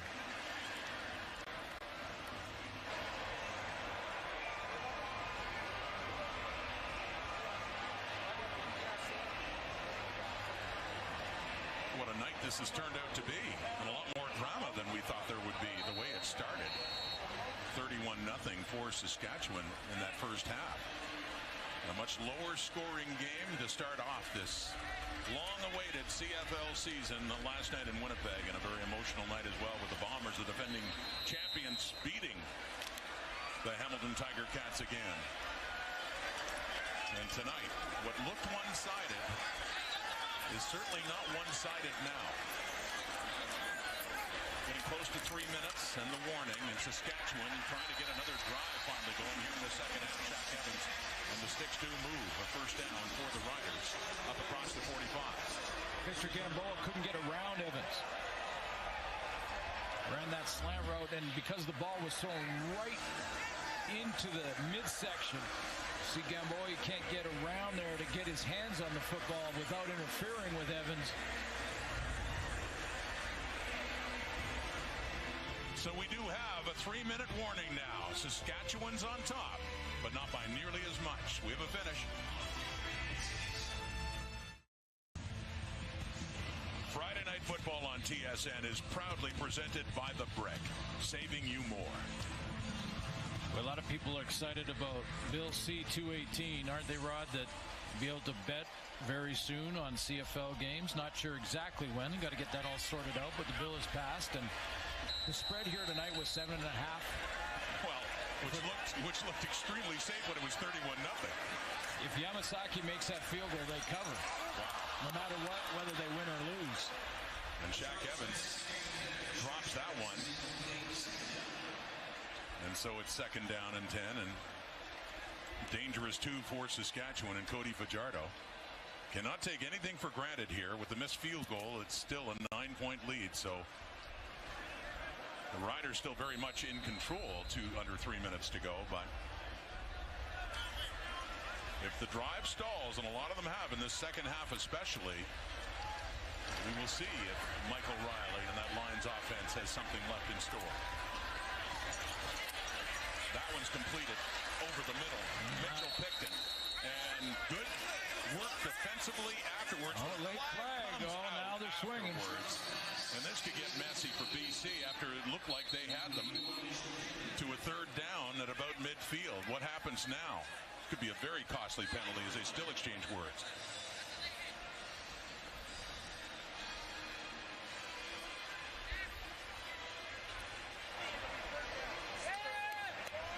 They're calling it third down, so it's a big penalty the other way. Big for BC. Retaliation, possibly? Major foul, unnecessary roughness. Saskatchewan, number 67. We'll apply that after the play. 15-yard penalty, be third down. Dan Clark, the center, is called for that. Is he cruising? They completed the pass to Picton. See, Chaffee was an aggressive tackler. Sorry, Rob, but he goes for the head here, and this is where I think Dan Clark came in and started cruising. Now, the officials didn't get that high grab across the head from Chaffee, and Dan Clark somewhere in there in the retaliation. They always get the second one, although there could have been 2 penalties there. The bottom line, it works out for the Lions, though, who should have good field position on this John Ryan punt. Chris Rainey, the lone one back for BC, standing inside his 25. It's a beautiful punt. Wow. My goodness, does he have a leg? That solves that problem for Saskatchewan in field position. Another point on the board to make it 10 again. John Ryan, age 39 and a long career, NFL, CFL, and man, you want distance. Great ambassador, too. He really is. Yeah, he came to the right guy. Loves the province. Wanted to play here even after his time in Seattle. And he launches it. And there were some, and I think mostly in the media in 19 that were saying, you know, he kicks it too far.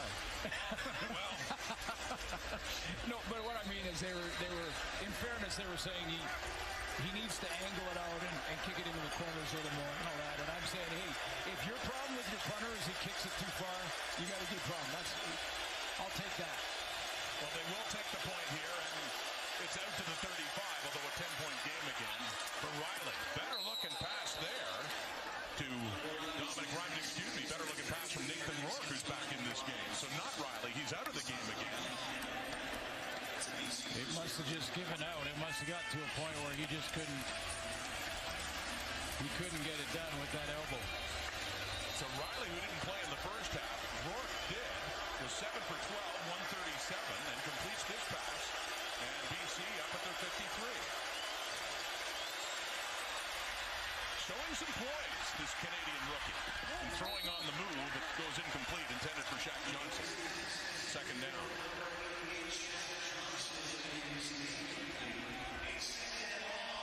Yeah, I saw some good things. I mean, I saw some good things from Nathan Rourke. Exactly what the coaching staff, exactly what Michael Riley told us that he was doing in training camp and practice. And we've seen it unfold here in hostile territory. Riley comes on in the second half with clearly the elbow just gave out on him. See how long that lingers now. But can Nathan Rourke create some magic? He threw a pick six to Nick Marshall, but then he threw a touchdown pass to that guy, Lucky Whitehead, for 75 yards, beating Marshall later on. So Lucky's got him in business again, inside the Saskatchewan 40, led by Nathan Rourke. What does he have in store in these final minutes?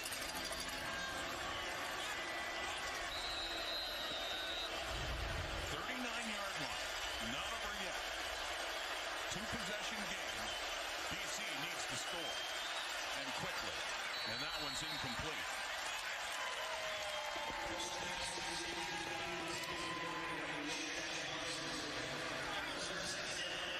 But again, they're down 2 possessions. So you're almost in that area. Now, obviously, as soon as you get in plus territory, the major is your first goal. But if you're now looking at 2 possessions and you need the field goal, you're watching the clock and deciding, do we take the 3 first and then try and get the onside kick going, get it back one more time? Lots of energy from this crowded Mosaic. Making noise. Nice throw. And this guy, Nathan Rourke, is making noise too as he finds Brian Burnham. And they're getting close, down inside the 20 and a first down, 1:52 on the clock. Best throw of the night for Nathan Rourke. He drives the ball through the window.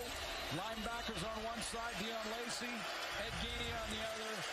Number 1 receiver right between the 1 and the 6. The Canadian quarterback in the CFL is a rarity. We're seeing one work right now, looking into the end zone. Touchdown! Burnham! Okay, I stand corrected. There's his best throw in this young career. Wow. He put it out there for Burnham to go get it, and he did. Why not in game 1 for Brian Burnham to add to the highlight pack? And he's got a long one. That's a full feature film. But I love the poise from Nathan Rourke on the sideline through most of this second half. Steps on, throws a strike in the curl to get the first down, and then drops it over the shoulder of Brian Burnham. Win or lose, you mentioned that word poise. Think of what he's been asked to do. Start a game in the most hostile of territories. Coming out after a long break, all the excitement and emotion, and a big lead for Saskatchewan here at Mosaic. Procedure, BC number 10. 5-yard penalty. We'll retry the convert. They'll have to kick it again a little further out for Yamasaki. But win or lose, and we talked about this, we could see why Rick Campbell is so high on him. He seems unflappable right now. And there is some pressure on that young kicker right now. He needs this extra point. And now is 10 yards back. Or excuse me, 5 yards back. His two makes, the 2 field goals he made were outside the 40. The 2 he missed were inside the 40. Inside the 35, so, or excuse me, one was 37, one was 31 that he missed, so a big one, you're right. I mean, it's just a 1-point convert, but it is huge at a 33-29 game right now. Well, listen, this quarterback situation all night has been really messy, but when you think about it, the toughness of Riley to gut it out and get this team back in it, and then the young Canadian quarterback to put this drive together, cap it off, and if they can make the extra point, make it a 3-point game with time to go for an onside kick and another chance at maybe winning this one coming from way back to do it. And there's a little bit of motion from the young quarterback with the veteran right there to congratulate him and Michael Riley. And the big catch, the biggest of the night for Brian Burnham, their number 1 target. At just the right time. 33-29. And a big kick coming. A single-point conversion try for Takeru Yamasaki from Osaka, Japan. First Japanese-born player ever to score a point in the Canadian Football League. Doing that earlier tonight on a field goal in the first half. And for a young kicker, Rod, those goalposts right now are narrowing as he looks at them. And could there be an even bigger kick coming up if he does make this? Exactly. And they need a field goal to tie it and force overtime. Yamasaki with the penalty, a 36-yard conversion try. No. He missed it. He missed it right again. And out comes Marcus Murphy. But it's a 4-point game with 1:33 on the clock. So after that touchdown drive, the Lions need another TD. And they need it quickly. They need to get the ball back. That's the first priority, with the short kick, I'm sure, coming. An onside kick.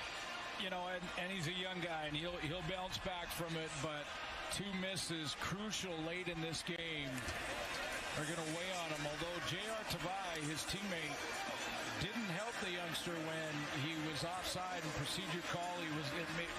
Gave him more time to think about this important kick. Welcome to pro football. It can be that quick. You're on top of the world when he made his first one, that reaction, and then in a split second you could be trying to figure out how you're climbing out of a hole, and that's exactly what he's doing right now. Have been playing with the Obek Seagulls in the Japanese X League and impressed so much at the global camp. He was taken taken in the 3rd round of this year's global draft by BC. Their punter, Jake Ford, was taken 1st overall. Now, set up for the onside kick.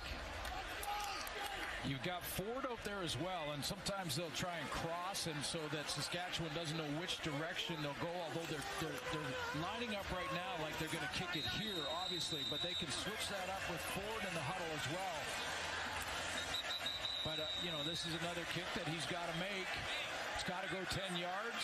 It's got to bounce around so Saskatchewan can't recover it cleanly.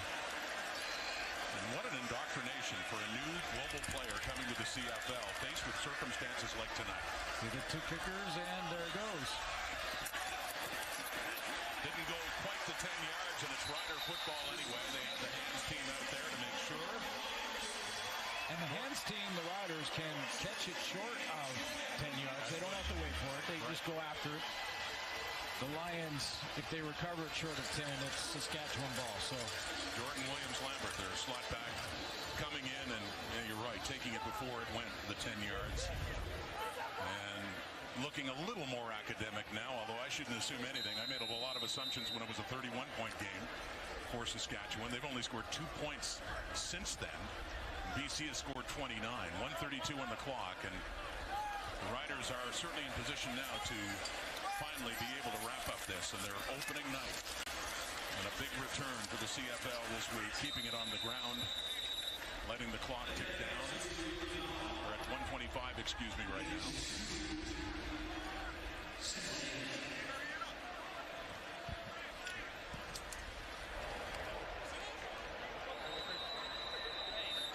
Post-game report and post-game discussions with Cody Fajardo and Craig Dickinson will sound a little bit like this.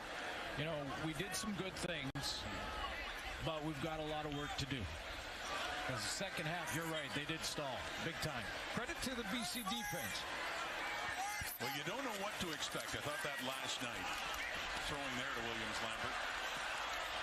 And taken down at the 40, under a minute to go now in this fourth quarter. But did any of us really know what to expect without a proper training camp, without preseason games? And there still have been some good plays, some sloppy things too as well that definitely need to be corrected. But this has to be a feeling out process early in the season. Yeah, absolutely. And you know what? I've been impressed by the first drive for Hamilton last night, touchdown drive. Great. Jeremiah Masoli, yes, they struggled as the game went on. They had a lot of pressure from the Winnipeg defense. First for Zach Collaros, great drives, couple touchdowns early in that game. First drive and first couple of drives, 3 drives for Cody Fajardo tonight. Looked real sharp. You know, Nathan Rourke started this game for BC, so you see what they're capable of coming out of camp, and then with no preseason, that fatigue kicks in a little bit. John Ryan. Legged over in punt, but this time trying to get it out of bounds, well inside the 10. And not give them too good a field position here. They walk it out to about the 13 with only 31 seconds to go. So it is miracle time now for Nathan Rourke. Well, yeah, I mean, it's 3 plays, you know, maybe 4 if you're really efficient. You know that the Riders are going to drop their secondary deep. Can't let anything behind you here if you're Craig Dickinson's secondary. So they're going to drop, you know, 20, 25 off the ball and be backpedaling before when it snapped. And then, so you think Nathan Rourke can, you know, 1-2 intermediate, maybe get to the 35, 40-yard line and then throw one up and see what happens. Brown picks up. On first down. And completes it to Burnham. A beautiful catch by Brian Burnham with a flag down in the Saskatchewan secondary. A nice throw again under pressure by Nathan Rourke. Really, well, this is impressive. And the catch equally. I mean, he takes a hit as he steps into that. The ball is thrown out in front of Burnham again. Watch him go get it. I don't think it's bad. This guy. Contested catches, spectacular catches, number 1 on the list. There's a lot of great receivers in this league, and we'll see a couple tomorrow. In Edmonton, we'll see a couple in Calgary. Number 35, point of foul, automatic first down.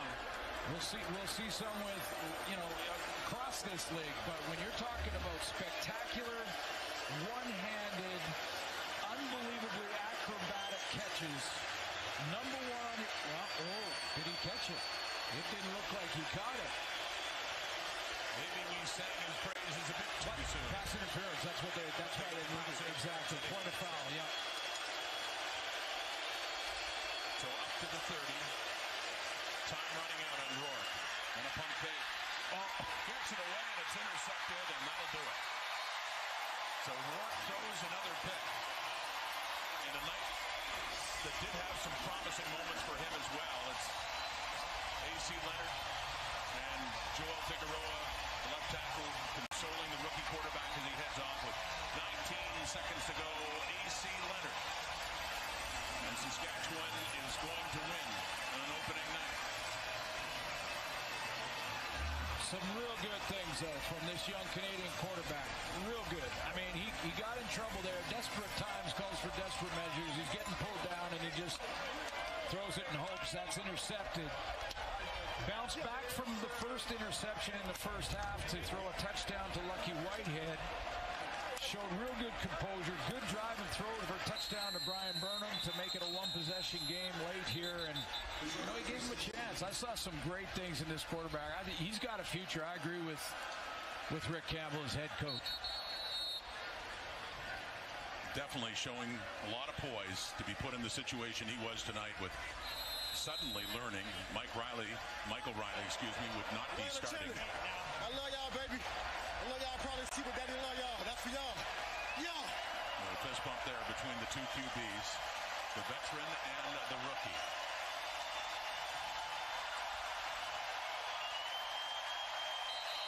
Cody Fajardo takes the knee. Saskatchewan Roughriders win the game. Yes, they are back, but it wasn't nearly as easy, Suits, as it looked like it would have been early in this game. Yeah, when that saying that says when you don't know how much you miss something until it's taken from you. See that reaction from Cody Fajardo. The first game back after a great 19 campaign, and he gets the win. He'll tell you they've got work to do. For the BC Lions, the talk will be quarterback, and more quarterback. First of all, how this all came about tonight, but how is the health of Mike Riley and his elbow? Is it going to be long-term now? The discussion on the quarterback in Vancouver is going to kickstart. Riley sharing a moment with a former teammate in Edmonton, Dion Lacey. Nick Marshall there who had an interception for a touchdown that was blowing this game wide open. Credit to the Lions for coming back and making it interesting, including that young man, 23-year-old Nathan Rourke, who played a lot tonight, including that play, the lucky Whitehead. Saskatchewan Roughriders, opening night, long awaited, and a beautiful night here to see football again. The Riders get in the win column. Thanks for watching Friday Night Football. SportsCenter is next on TSN.